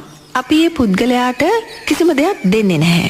ඒ පුද්ගලයා ඒ අවස්ථාවේදී අප කෙරෙහි සිත අපහැදීමකට ලක් කරගන්නවා නේද? ස්වාමින් වහන්සේ මෙතනදී අකුසල කර්මයක් නේද සිද්ධ වෙන්නේ? අනිවාර්යයෙන්ම නෝනා ධර්මයේ තුල ඉන්න කෙනාගේ එක ලක්ෂණය. ඕවා ඔක්කොම ආරෂ්ඨාංගික මාර්ගයේ සම්මා සතියෙන් ඕක මුලින් දෙන්නේ. ධර්මයේ තුල ඉන්න කෙනා නෝනා හැම වෙලාවෙම තමා නිසා අනුන්ට අකුසලයක් සකස් කරලා දෙන්නේ. තේරුණාද? දැන් මමට හොඳ උදාහරණයක් කියන්න පුළුවන්. දැන් මං ආපු වාහනේ ඒ මහත්තයා මන් දැක්ක අවස්ථා කීපයකම මාර්ග නීති කඩනවා. නමුත් ඒ කඩන වෙලාවෙම එතන හිටිය රාලහාමිලා මෙහෙම නතර කළා දැකලා දැන් එයා හාමුදුරුවෝ කෙනෙක් නිසා මුකුත් කිව්වේ නැහැ. ඒ මාත්‍රු යන්නේ නැහැ. ඒතර මං මේ මහත්තයාට දැන් දෙපාරක් ඇඩුවේ නිසා මං තුන්වෙනි පාරේ කිව්වා මහත්තයා වැරදි නේද මේ තැන් දෙකේමද කියලා. නෑ ස්වාමීන් වහන්සේ මේ ඔබ වහන්සේ ඉන්න හින්දා මට මං කිව්වා නෑ. හාමුදුරුවෝ කෙනෙක් ඉද්දි තමයි ඔබ වඩාත් නිවැරදි වෙන්න ඕනේ. හාමුදුරුවෝ කෙනෙක් ඉද්දී නිවැරදි වෙන්න ඕනේ. මොකද දැන් ඒ රාලහාමි මහත්තයලා ද්වේෂය සකස් කරගත්තේ මා කෙරෙහි. දැන් ඒගොල්ලෝ වාහනේ නතර කරන්න ගියේ. නමුත් හාමුදුරුවෝ දැකලා තමයි වාහනේ නතර. ඒක මං දැකලා නෙමෙයි. ඕනෑම කෙනෙකුට ස්වාමීන් වහන්සේ කෙනෙක් දැක්කම උගක් වෙලාවට ඒ පොලිසියන්ගේ අවස්ථාවක් තියෙනවා. නමුත් එතකොට ඒ ස්වාමීන් වහන්සේලා කෙරේ දැන් ඒ මහත්තුරු හිතනවා දෙයනේ මේ මිනිස්සයා වැරද්දක් කළා. අනේ මේ හාමුදුරුවෝ හින්දා මට මේ මිනිස්සයා වල්ලගන්න බැරි වුණා කියලා එයා මං කෙරේ තමයි දේශය ඇති කරගන්නේ. ඒක දැන් මං ඒක කියනකම් ඒ මහත්තයා ඒක දැනගෙන හිටියේ. අනේ ස්වාමීන් වහන්සේ සමා වෙන්න මම ඊට පස්සේ නම් එහෙම කරන්නේ නැහැ කියන තැනට ආවා. ඇයි ඒ නොදන්නා භාවය නිසා. ඒ නිසා ධර්මයේ තුල ඉන්න කෙනා නෝනා තමා ආරක්ෂා වෙනවා වගේම තමා නිසා අනුන් ඈත ආරක්ෂා කරනවා. එයාට තේරෙනවා නම් මම මෙතෙන්ට ගියොත් මේ අය ද්වේෂයක් සකස් කර ගනී කියලා එයා කෙරේ අනුකම්පාවෙන් එතෙන්ට යන්නේ නැහැ. එතකොට අපිට තේරෙනවා නම් මම මේ මිනිස්යාට රුපියල් 10ක් නොදුන්නොත් මේ මිනිස්යා ගැටෙනවා කියලා නෝනා. ඉතින් අපිට ඇත්ත වශයෙන්ම තියෙන තමා සිල්වතෙක් නම් එයාගේ ගැටීම නිසා එයා සකස් කර ගන්නව අකුසලේ උගක් බලවත්. එතනදී යා මෛත්‍රී චිත්තෙන් එයාට ඒක දෙනවා. නමුත් ඒ දැනදී යා දන්නවා එයා ඒ જાතිය පුද්ගලයෙක් කියන කාරණේ. නමුත් නෝනා අපිට ඔය තැනට යන්න ඉතින් ගොඩාක් හිතන්න වෙනවා. තේන්න සතිය 100 ඔය බොජ්ජංග ධර්මයන් වැඩිලා ආරෂ්ඨාංගික මාර්ගයේ වැඩිලා ඔතෙන්ට යන්න ඕනේ නැත්නම් අපිට ඔච්චර දුරට හිතන්න අමාරුයි. නමුත් එහෙම හිතන තාක්කල් ඒ හිතන දේ තමාගේම යහපත උදෙසායි තමනුත් රැකිලා අනුන්වත් රකින්න තැනට අපි එනවා. නැතුව අපි විතරක් ආරක්ෂා වෙනවා කියන තැන ඉන්න ඕනේ. එතන ආයිම සක්කාය දිට්ඨිය එනවා තමා තුළට. සෝවාන් ඵලයට පත් වෙච්ච කෙනෙක් කවදාකවත් ඒ විදිහට කරන්නේ නැහැ. යා තමනුත් ආරක්ෂා වෙලා අනුනුත් ආරක්ෂා කරනවා කියන තැන ඉඳන් තමයි තමන්ගේ තීන්දුව తీරන නැත්නම් චර්යාවන් ක්‍රියාත්මක භාවයට පත් කරන්නේ. ගරු ස්වාමීන් වහන්සේ දෙමාපියන්ට කෘතගුණ සැලකීම රැක බලා ගැනීම අද සමාජයෙන් වේගෙන් තුරන් වීගෙන යනවා. අම්මට තාත්තට සැලකීම ශක්‍රයා දක්වා ඉහළ තලයට ඔබව ඔසවා තබන්නක් කියන කාරණය ඔබ මේ සිරස FM පන්සිල් මළුවේදීම අහලා තියෙනවා. ස්වාමීන් වහන්සේ මේ తত্ত্বය අපි ධර්මානුකූලව කොහොමද අවබෝධ කරගන්නේ? මෙහෙමයි නෝනේ. ඉතින් ඕක අවබෝධ කරනවා කියන්නේ ඉතින් කල්යාණ මිත්‍රාශ්‍රයේ සද්ධර්ම ශ්‍රවණයේ නුවණින් මෙනෙහි කිරීම තුලින් කරන්න ඕනේ. ඔය කාරණේ තුන නොදන්න කෙනා කර්මය කර්මඵල විශ්වාසය හඳුනන්නේ නැහැ. ඒතර අම්මා තාත්තාට සැලකීම කියන කාරණේ බුදුරජාණන් වහන්සේ සම්මා දිට්ඨියට අදාළ ධර්මයක් හැටියටයි දාලා තියෙන්නේ. අම්මා තාත්තාට නොසලකන කෙනා තුල ආර්ය අෂ්ටාංගික මාර්ගයේ කිසිම මාර්ගාංගයක් වැඩෙන්නේ නැහැ. දැන් යමෙක් අම්මා තාත්තාට දුක් දෙනවා නම් පීඩා කරනවා නම් නොසලකනවා නම් ඒ නොසලකන කෙනා තුල සෑම නිමේෂයකදීම සකස් වෙන්නේ නෝනා මිච්ඡා ආර්ය අෂ්ටාංගික මාර්ගය. ඒ නිසා නිරේතුරුව බුදුරජාණන් වහන්සේ අම්මා කියන තැනදී සම්මා දිට්ඨිය අර්ථයන්ට අම්මාගේ වටිනාකම දාලා තින්නේ ඒ අම්මා කියන අර්ථයේ තියෙන වටිනාකම නිසාමයි. බුදුරජාණන් වහන්සේ කෙනෙක් උතුම් බුද්ධත්වයට පත් වෙලා පළවෙනි වස් කාලය හැමදාම ගත කරන්නේ තමන්ගේ අම්මාට ගිහිල්ලා ධර්මයේ කියලා අම්මා උතුම් සෝවාන් ඵලයට පත් කරන්නේ. ඒතකොට නිරේතුරුවම බුදුරජාණන් වහන්සේ දේශනා කරනවා නෝනා අර ආනන්තරීය පාප කර්ම ගැන කියනකොට බුදුරජාණන් වහන්සේගේ ලේසලවීම රහතන් වහන්සේ මැරීම අම්මා තාත්තා මැරීම සංඝ බේදයේ ආනන්තරීය පාප කර්මයක් කියලා. ඒතර බලන්න එහෙනම් රහතන් වහන්සේ මැරීම කියන තැනත් අම්මා තාත්තා මැරීම කියන තැනත් දෙකම ආනන්තරීය පාප කර්ම වලටයි දාලා තියෙන්නේ. එහෙනම් බලන්න අම්මා තාත්තා කියන අර්ථය බුදුරජාණන් වහන්සේ රහතන් වහන්සේ කියන අර්ථය ළඟම තියලා තියෙනවා. එතකොට එහෙනම් බලන්න අම්මා තාත්තාට අපි රහතන් වහන්සේ කෙනෙක් හැටියට සලකන්න කියලායි බුදුරජාණන් වහන්සේ දේශනා කරන්නේ. මොකද රහතන් වහන්සේ කෙනෙක් ලෝකෙට බිහි කරන්නේ අම්මා තාත්තා කෙනෙක් නිසාමයි. ඒ නිසා නිරේතුරුව අම්මා තාත්තාත් රහතන් වහන්සේත් කියන කෙනා දෙන්නාම එකතැන කියලා දකින්න කියලා තමයි බුදුරජාණන් වහන්සේ අපිට දේශනා කරන්නේ. ඊළඟට ආයිමත් සක්‍රියා වෙන්න අවශ්‍ය ධර්මතාවයන් ගැන බුදුරජාණන් වහන්සේ කියද්දී සක්‍රියා වෙන්න අවශ්‍ය එක ධර්මතාවයක් තමයි අම්මා තාත්තාට සැලකීම. යමෙක් අම්මා තාත්තාට නිරේතුරුව උපස්ථානය කරමින් නිරේතුරුව ගරු කරමින් නිරේතුරුවම රෝගාබාධ වලට පිළියම් කරමින් කටයුතු කරද්දී ඒ හේතුව මුල් කරගෙන යාට ඕනනම් සක්‍රියා කියන තැනට යන්න පුළුවන් කියලා බුදුරජාණන් වහන්සේ දේශනා කරනවා. එනම් බලන්න එතකොට අම්මා කියන තාත්තා කියන සංස්කාරය නෝනා කුසල් නිදියක්. එතකොට මේ කුසල් නිදිය තමයි අපි දැන් අර කියන දරුවා සම්පූර්ණයෙන්ම අකුසල් නිදියක් බවට පත් කරගෙන තියෙන්නේ. ඒ නිසා මේ ධර්මයේ සඳහන් වෙන්නේ ධර්මයේ නිදි කියලා කියන්නේ මේ මැණික් නිදි දියමන්ති නිදි වලට නෙමෙයි. යමෙක් මැණික් නිදියක් අයිති කරගත්තොත් දියමන්ති නිදියක් අයිති කරගත්තොත් ඒ මැණික් නිදිය දියමන්ති ඉල්ලම නිසා එයා දුකමයි සකස් කරගන්නේ. කෝටි ගණන් ධනෙ ලැබුණත් ඒ ලැබෙන කෝටි ගණන් ධනෙ ලැබෙන මොහොතක් පාසා බිය සකස් වෙන්නේ කාමච්ඡන්දයන් පංච නීවරණමයි සකස් වෙන්නේ. ඒ නිසා බුදුරජාන් වහන්සේ ධර්මයේදී මේ ඉල්ලම කියලා කියන්නේ නිදිය කියලා කියන්නේ මේ අම්මා තාත්තා කියන ඉල්ලම. අම්මා තාත්තා කියන ඉල්ලම තමයි අපිට මේ ලෝකේ ශ්‍රේෂ්ඨම සැපය වෙන සක්‍රියා කියන සැපයට අපි ඔසවලා තියන්නේ. ප්‍රකෝටි ගානක් ධනෙ තියෙන දියමන්ති ඉල්ලමක් මගේ කරගත්තොත් ඒක මගේ කරගත්තේ දාපටන් කාමච්ඡන්ද ව්‍යාපාද තීන මිද්ද උද්ධච්ච කුක්කුච්ච විචිකිච්ඡා පංච නීවරණ අකුසලයට අදාළ තැනමයි සකස් කරන්නේ. ඒක අම්මා කියන නිදිය අම්මා තාත්තා කියන දියමන්ති නිදිය මැණික් නිදිය ඔබ මගේ කරගන්න දක්ෂණං ඒ දියමන්ති නිදිය ගරලා ගොඩ ගන්න සෑම කුසල් මැණිකක් පාසා නෝනා භවයේ උපරිම සැපේ කියන කාරණේ අපිට ලබලා දෙනවා. ඉතින් ඒ නිසා ඉස්සෙල්ලාම මේ සම්මා දිට්ඨිය අර්ථයන් දැනගන්න ඕන. සම්මා දිට්ඨිය අර්ථයන් දැනගන්න ඉස්සෙල්ලා කල්යාණ මිත්‍රාශ්‍රය සද්ධර්ම ශ්‍රවණිය නුවණින් මෙනෙහි කිරීම තියෙනවා. ඒවා කරද්දී එයා දකිනවා දෙයනේ මේ ලෝකයේ තියෙන ශ්‍රේෂ්ඨම කුසල් නිදිය අම්මා තාත්තා කියන කුසල් නිදිය කියලා. එතකොට මේ ශ්‍රේෂ්ඨම කුසල් නිදිය අඳුනාගත්තට පස්සේ එයා ඒ කුසල් නිදිය සුවසේ ගරාගෙන භවයට අවශ්‍ය පින සකස් කරගන්නවා. දැන් මගේ මේ භික්ෂූත්වයේ මට මෙතෙන්ට එන්න එක ශක්තිමත් කුසල් නිදියක් බවට පත් කරලා දුන්නේ මගේ අම්මමයි.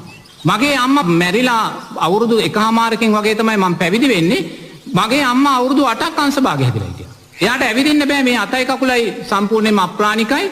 ඒ වෙලාවේ ගෙදර හිටියෙත් මම තමයි දවල් කාලේ. ඒ නිසා මම අවුරුදු 8ක් කාලයක් අවුරුදු 8න් අවුරුදු 5ක වගේ කාලයක් තනිකරම අම්මාව පෝෂණය කරලා තියෙනවා. එතකොට මේ රැස් කළා වූ කුසල් ශක්තිය ඒ අම්මාට කළා වූ කුසල් ශක්තිය එක ඵලයක් තමයි මම මේ මොහොතේ භික්ෂුවක් හැටියට භුක්ති විඳින්නේ. ඒ කුසල් ශක්තිය අපිට අතීතයේ යටපත් වෙලා තිබ්බේ ශක්තිමත් කුසල් මතු කරලා අපිට ගොඩ කරලා දීලා අපිට අයෝමයේ කුසල් ශක්තිය තුලින් අපිව මාර්ගය තුල ඉස්සරහට දැන්. නමුත් මේ ශක්තිය අපිට මතු කරලා දුන්නේ අම්මා කියන කුසල් නිදියෙන්. ඒ අම්මා කියන කුසල් නිදිය මැණික් නිදියෙන් සුවසේ ඉල්ලන් ගරාගත්ත කෙනෙක් තමයි මම. සුවසේ ඉල්ලන් ගරාගත්ත කෙනෙක් තමයි. ඒ නිසා නෝනා නිරේතුරුවම ධර්මයේ අම්මා කියන්නේ ඉල්ලමක්, අම්මා කියන්නේ තාත්තා කියන්නේ ඉල්ලමක්. ඒ ඉල්ලමින් ගරාගන්නා වූ කුසල් සංස්කාරමයි නෝනා ලෝකේ සැබෑම සැපේට අපි ඔසවලා තියෙනවා. ඒ නිසා ඔබ අම්මා කියන ඉල්ලම අම්මා අසතුටෙන් තැබලා අම්මාට දුක් දීලා ඔබ සෑම නිමේෂයකදීම අම්මා කියන ඉල්ලමින් ගරාගන්නේ අකුසල් සංස්කාරයක්මයි. ඒ අකුසල් සංස්කාරයන් නෝනා රහතන් වහන්සේ කෙනෙකුට පීඩා කළා බලවත් අකුසලයන් කරා අපිව අරගෙන යනවා. එවැනි බලවත් අකුසල් අපිට විපාක දෙන්නේ කුමක් නිසාද? ඊළඟ ජීවිතයට යන්න ඉස්සෙල්ලා මේ ජීවිතේදීම අම්මා තාත්තාට පීඩා කළොත් ඒ පීඩාව නිසා ඒ පීඩා කරපු දරුවන් වැඩිවියටපත් වෙලා දුවා දරුවෝ හැදුවට පස්සේ ඒ දුවා දරුවන් විසින් අර දරුවන්ව පීඩාවට අම්මා තාත්තා පීඩාවට පත් කරනවා. ඒක ඕක තමයි වෙන්නේ. හුඟක් අම්මා තාත්තා පීඩාවට පත් වෙන තැන්වල හොයලා බැලුවොත් ඒ අම්මා තාත්තා තමන්ගේ අම්මා තාත්තාට පීඩා කරලා තියෙනවා. දැන් මේ මොහොතේ තමන්ගේ අම්මා තාත්තාට පීඩා කරනවා තමන්ගේ දරුවෝ දකිද්දී ඒ දැක්ම ඔස්සේ අනාගතයේදී තමන්ගේ අම්මා තාත්තා වයසට ගියාම ඒ ආකාරයෙන් මේගොල්ලෝ පීඩාවට හේතුඵල ධර්මය සංස්කාර අකුසල් විපාකයක්. තේරෙනවද? ඒක මෙලොවදී මේගොල්ලෝ විපාක විඳිනවා. ඉන් පස්සේ ඒගොල්ලෝ ඊළඟ ජීවිතේ උප්පත්තියක් ලබද්දී අනිවාර්යෙන්ම ඉපදෙන වෙලාවෙම අම්මා මැරෙනවා. සමහරවල් ඉපදිලා අවුරුද්දෙන් දෙකෙන් අම්මා මැරෙනවා. නැත්තම් අම්මා දාලා යනවා. ඔය ළමා නිවාසවල ජීවත් වෙන අහිංසක දරුවෝ කියන්නේ කවුද? පෙර ජීවිතේ අම්මා තාත්තලාට දැඩි විදියට පීඩා කරපු දරුවෝ. තේරෙනවද? අම්මා තාත්තාගේ රැකවරණයක් නැහැ. ඔය පාරේ දාලා යනවා කියන දරුවෝ වැසිකිලි වලවල් වලට දාලා යනවා කියන දරුවෝ කවුද? පෙර ජීවිතේ තමන්ගේ අම්මා තාත්තලාට දැඩි විදියට පීඩා කරපු දරුවෝමයි. දැන් සමහර ඔය පූසෝ ඉන්නවා, බලල්ලු ඉන්නවා, වෙනවත් ඔය කබරයෝ තලගොයි වගේ සත්තු ඉන්නවා. පැටියා දාපු ගමන්ම අම්මා විසින්ම මරාගෙන කනවා. තේරෙනවද? ඒ පැටියා දාපු ගමන් අම්මා විසින්ම තාත්තා විසින් මේ පැටියා මරාගෙන කන්නේ කුමක් නිසාද? පෙර ජීවිතේ මව්පිය දරුවන් අතර තිබ්බා වූ ගැටුම් වල හේතුඵල ධර්මයක්. සංස්කාරපච්චය විඥාන සංස්කාරයන්ට අදාළව අර බලල් අම්මා තුල විඥානය සකස් වෙනවා දරුවාව මරාගෙන. සංස්කාරපච්චය විඥාන සංස්කාර වලට අදාළව විඥානය සකස් වෙනවා. ඒ වගේ නිරේතුරුවම අපි මේ තිරිසන් ලෝකයේ දැක්කත් සමහර වෙලාවට ඒ තිරිසන් සතා පැටවු දාන වෙලාවම අම්මා මොකක් හරි හේතුවකින් මැරිලා. මැරලා වෙලා අර පැටියටත් කිරිත් නැතුව බඩගින්නෙම තමයි පැටියා මැරලා. ඒතොන්න මේ සෑම දෙයක්ම අම්මා තාත්තාට කඳුලක් දුන්නොත් නිරේතුරුව දකින්න ඕනේ ඒ කඳුල ගින්දරක් කියන කාරණා. තේරෙනවද? අම්මා තාත්තාට දෙන කඳුල සංසාරයේ අපිව කල්ප ගානක් ගින්දර වලින් පුච්චනවා කියන කාරණේ දකින්න ඕනේ. නමුත් මේ සෑම දෙයක්ම නෝනා සංස්කාරයක් අකුසල් විපාකයක්. මේ මොහොතේ යම් අම්මා කෙනෙක් දරුවන්ගෙන් පීඩාවට පත් වෙනවා නම් ඒ දරුවාගෙන් පීඩාවට පත් වෙන්නේ ඒ අම්මාගේ අකුසල් සංස්කාරය. ඒක හොඳට තේරුම් ගන්න. අපි කොච්චර මේවා කතා කළා කියලාත් වැළකෙන්නේ නැහැ. මොකද ඒ අම්මලාගේ අකුසල් විපාක නවතින්නේ නැහැ. තේරෙනවද? ඒ නිසා මේ මොහොතේ කොයි අම්මා කෙනෙක් දරුවන්ගෙන් පීඩාවට පත් වෙනවා නම් ඇත්ත වශයෙන් මේක දරුවාගේ විතරක් වරදක් නෙමෙයි. දරුවාට පීඩා කිරීමට දැනීම් සකස් වෙන්නේ ඊට අදාළ සංස්කාරයන් අම්මා තුළ තියෙන නිසා.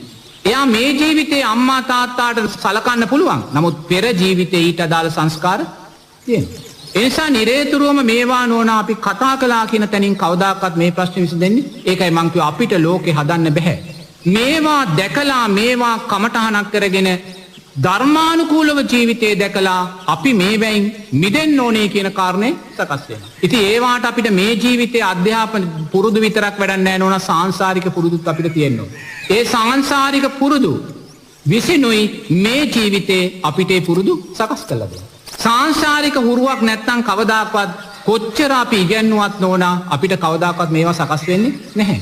ඒ කියන්නේ අම්මා තාත්තාට නොසලකීම සම්මාදිට්ඨියේ දුර්වලභාවයක්. සම්මාදිට්ඨිය දුර්වල කුමක් නිසාද? කල්යාණ මිත්‍රාශ්‍රය සද්ධර්ම ශ්‍රවණයේ නුවණින් මෙනෙහි කිරීම. ඔච්චර ඔතන තමයි තියෙන්නේ. ඒ නිසා අම්මා තාත්තලාට දුක් දෙන්න එපා කියලා කොච්චර කිව්වත් වැඩක් නැහැ. තේරෙනවද? ඇයි? ඊට හේතුවටයි පිළියම් කරන්න ඕනේ. මොකද්ද හේතුව? කල්යාණ මිත්‍ර ආශ්‍රය තුලින් ඒගොල්ලන්ට කියලා දෙන්න ඕනේ අම්මා තාත්තා කියන්නේ කුසල් නිදියක් කියන කාරණා. යමෙක් අම්මා තාත්තාට සලකනවා නම් නෝනා ඒ සැලකීම තුල ලබන්නා වූ ආනිසංසයන් එයා මේ ජීවිතය තුලදීම ලබනවා. මේ ජීවිතය තුලදීම ලබනවා. මොකද බුදුරජාණන් වහන්සේ රහතන් වහන්සේ කියන තැන තියලා තියෙනවා. අම්මව. මොකද මම මේ අත්දැකීම තුලින් අම්මා තුලින් ගන්න තියෙන සැබෑම කුසලයේ ගත්ත දරුවෙක්.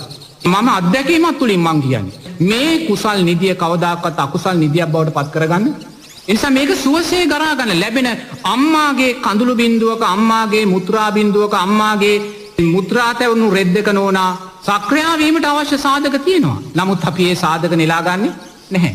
ඒ සාධක නෙලාගන්න නැතුව අපි උදේ ඉඳන් කුඹුරු කොට කොට රස්සා කර කර කන්තෝරු ගිහිල්ලා හම්බු කරන්න යනවා. සක්‍රියා වෙන්න අවශ්‍ය දේ මෙතන අපි අතහැරලා දානවා. බලන්න කොච්චර මෝඩකමක්ද කියලා නේ. අරසා ශාස්ත්‍රීය කල්ප ගණන් දිව්‍යාංගනාව පිරිවරාගෙන දිව්‍ය ඕජාව දිව්‍ය තේජස් දිව්‍ය ආසිරිය පිරිවරාගත්ත සක්‍රියා වෙන්න අවශ්‍ය ධනයක් අතහැරලා දාලා අපි ගිහිල්ලා පැයාටේ රස්සාව කළා රුපියල් 1000ක් හොයනවා.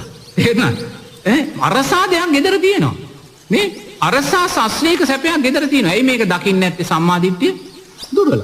සම්මාදිට්ඨිය දක්ෂ කෙනා එයා රාජකාරියක් කරලා මෙතන තියෙන සැපයත් එයා මතු කරලා ගන්නවා. මොකද මෙතන සක්‍රියා වෙන්න අවශ්‍ය සැපේ තියෙනවා. තේරෙනවද? මේ පැයටක් වැඩ කළා මාසයන්තිමට රුපියල් 50000ක් ගන්නවා නෙමෙයි. කිසිම බාධාවකින් තොරව කල්ප ගානක් දිව්‍ය සැප විඳින්න සක්‍රියා කියන සැපේ මෙතන තියෙනවා අම්මලා. තේරෙනවද? ඒ සක්‍රියා කියන සැප විතරක් නෙමෙයි රහත් ඵලයට සෝවාන් ඵලයට අවශ්‍ය සාධකත් මෙතන තියෙනවා. ඒ නිසා අපි දක්ෂ වෙන්න ඕනේ අම්මා කියන තාත්තා කියන චරිතය තුල නෝනා දිව්‍ය සැපේ සක්‍ර සැපේ වගේම භව නිරෝධයට අවශ්‍ය සාධක සැඟවිලා තියෙනවා කියලා. ඉතින් ඒක මතු කරලා දෙන්නේ සම්මාදිට්ඨිය තුලින්. මට මතකයි මම එක්තරා අවස්ථාවක ඔය රෝගී වෙච්ච මුල් අවස්ථාවේ ඔය අපේ අම්මා එක රෝහලක හිටියා. ඒ අම්මා ඊට වෙලාවේ සිංහල බෙහෙත් කළේ. දැන් සිංහල බෙහෙත් කළාම හැමදාම රාත්‍රී 6 ඉඳන් උදේ වෙනකම් මම තමයි අම්මා ළඟ ඉන්නේ. ඒතරකොට කසාය අරිෂ්ඨ තමයි දෙන්නේ. ඒ දෙනකොට එයාට ගොඩාක් වැසිකිලි යනවා. දැන් මම හැමදාම හවසට යද්දී මං හැමදාම මේ ඊට අදාළ අර කොළ අරව මේව අරගෙන තමයි යන්නේ. අම්මා හැමදාම රෑ 7 මාර වෙනකොට වැසිකිලි යනවා. දැන් මේ කටයුතු ඔක්කොම සිද්ධ කළාට පස්සේ දැන් එක දිගටම සතියක් විතර ඉඳලා එක දවසක අම්මට වැසිකිලි ගියේ නැහැ.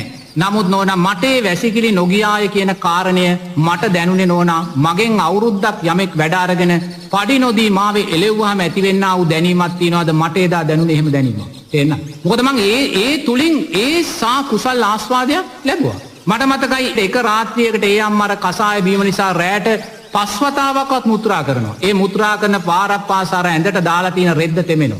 මම එක රැට ওই රෙදි 6 හොදලා තිනවා ෆෑන් එක යට දාලා නැවත දාන්න. මොකද ඒසා අම්මා කියන නිදියෙන් නෝනා ගන්න තියෙන කුසල් ගරාගත්ත කෙනෙක් මම. මගේ අම්මා කියන නිදියෙන් ගත්තේ කුසලේ 150ක් මගේ ජීවිතේ මොකක් කර ශක්තියක් තියෙනවා නම් මගේ අම්මා කියන නිදියෙන් තමයි ඒ කුසල් ශක්තිය මතු කරලා ගත්තේ. ඒකයි මං කිව්වේ අම්මා කියන තාත්තා කියන ශ්‍රේෂ්ඨ කුසල් නිදිය තුල ඔබට සක්‍රියා වෙන්න අවශ්‍ය සාධකක් තියෙනවා. ඔබට භව නිරෝධයට අවශ්‍ය සාධක දෙකම සැඟවිලා තියෙනවා. නමුත් ඔබ මේ දෙකටම පයින් ගහලා ගන්න අකුසලේ නම් පුතේ කරන අපරාධයක් ඒක.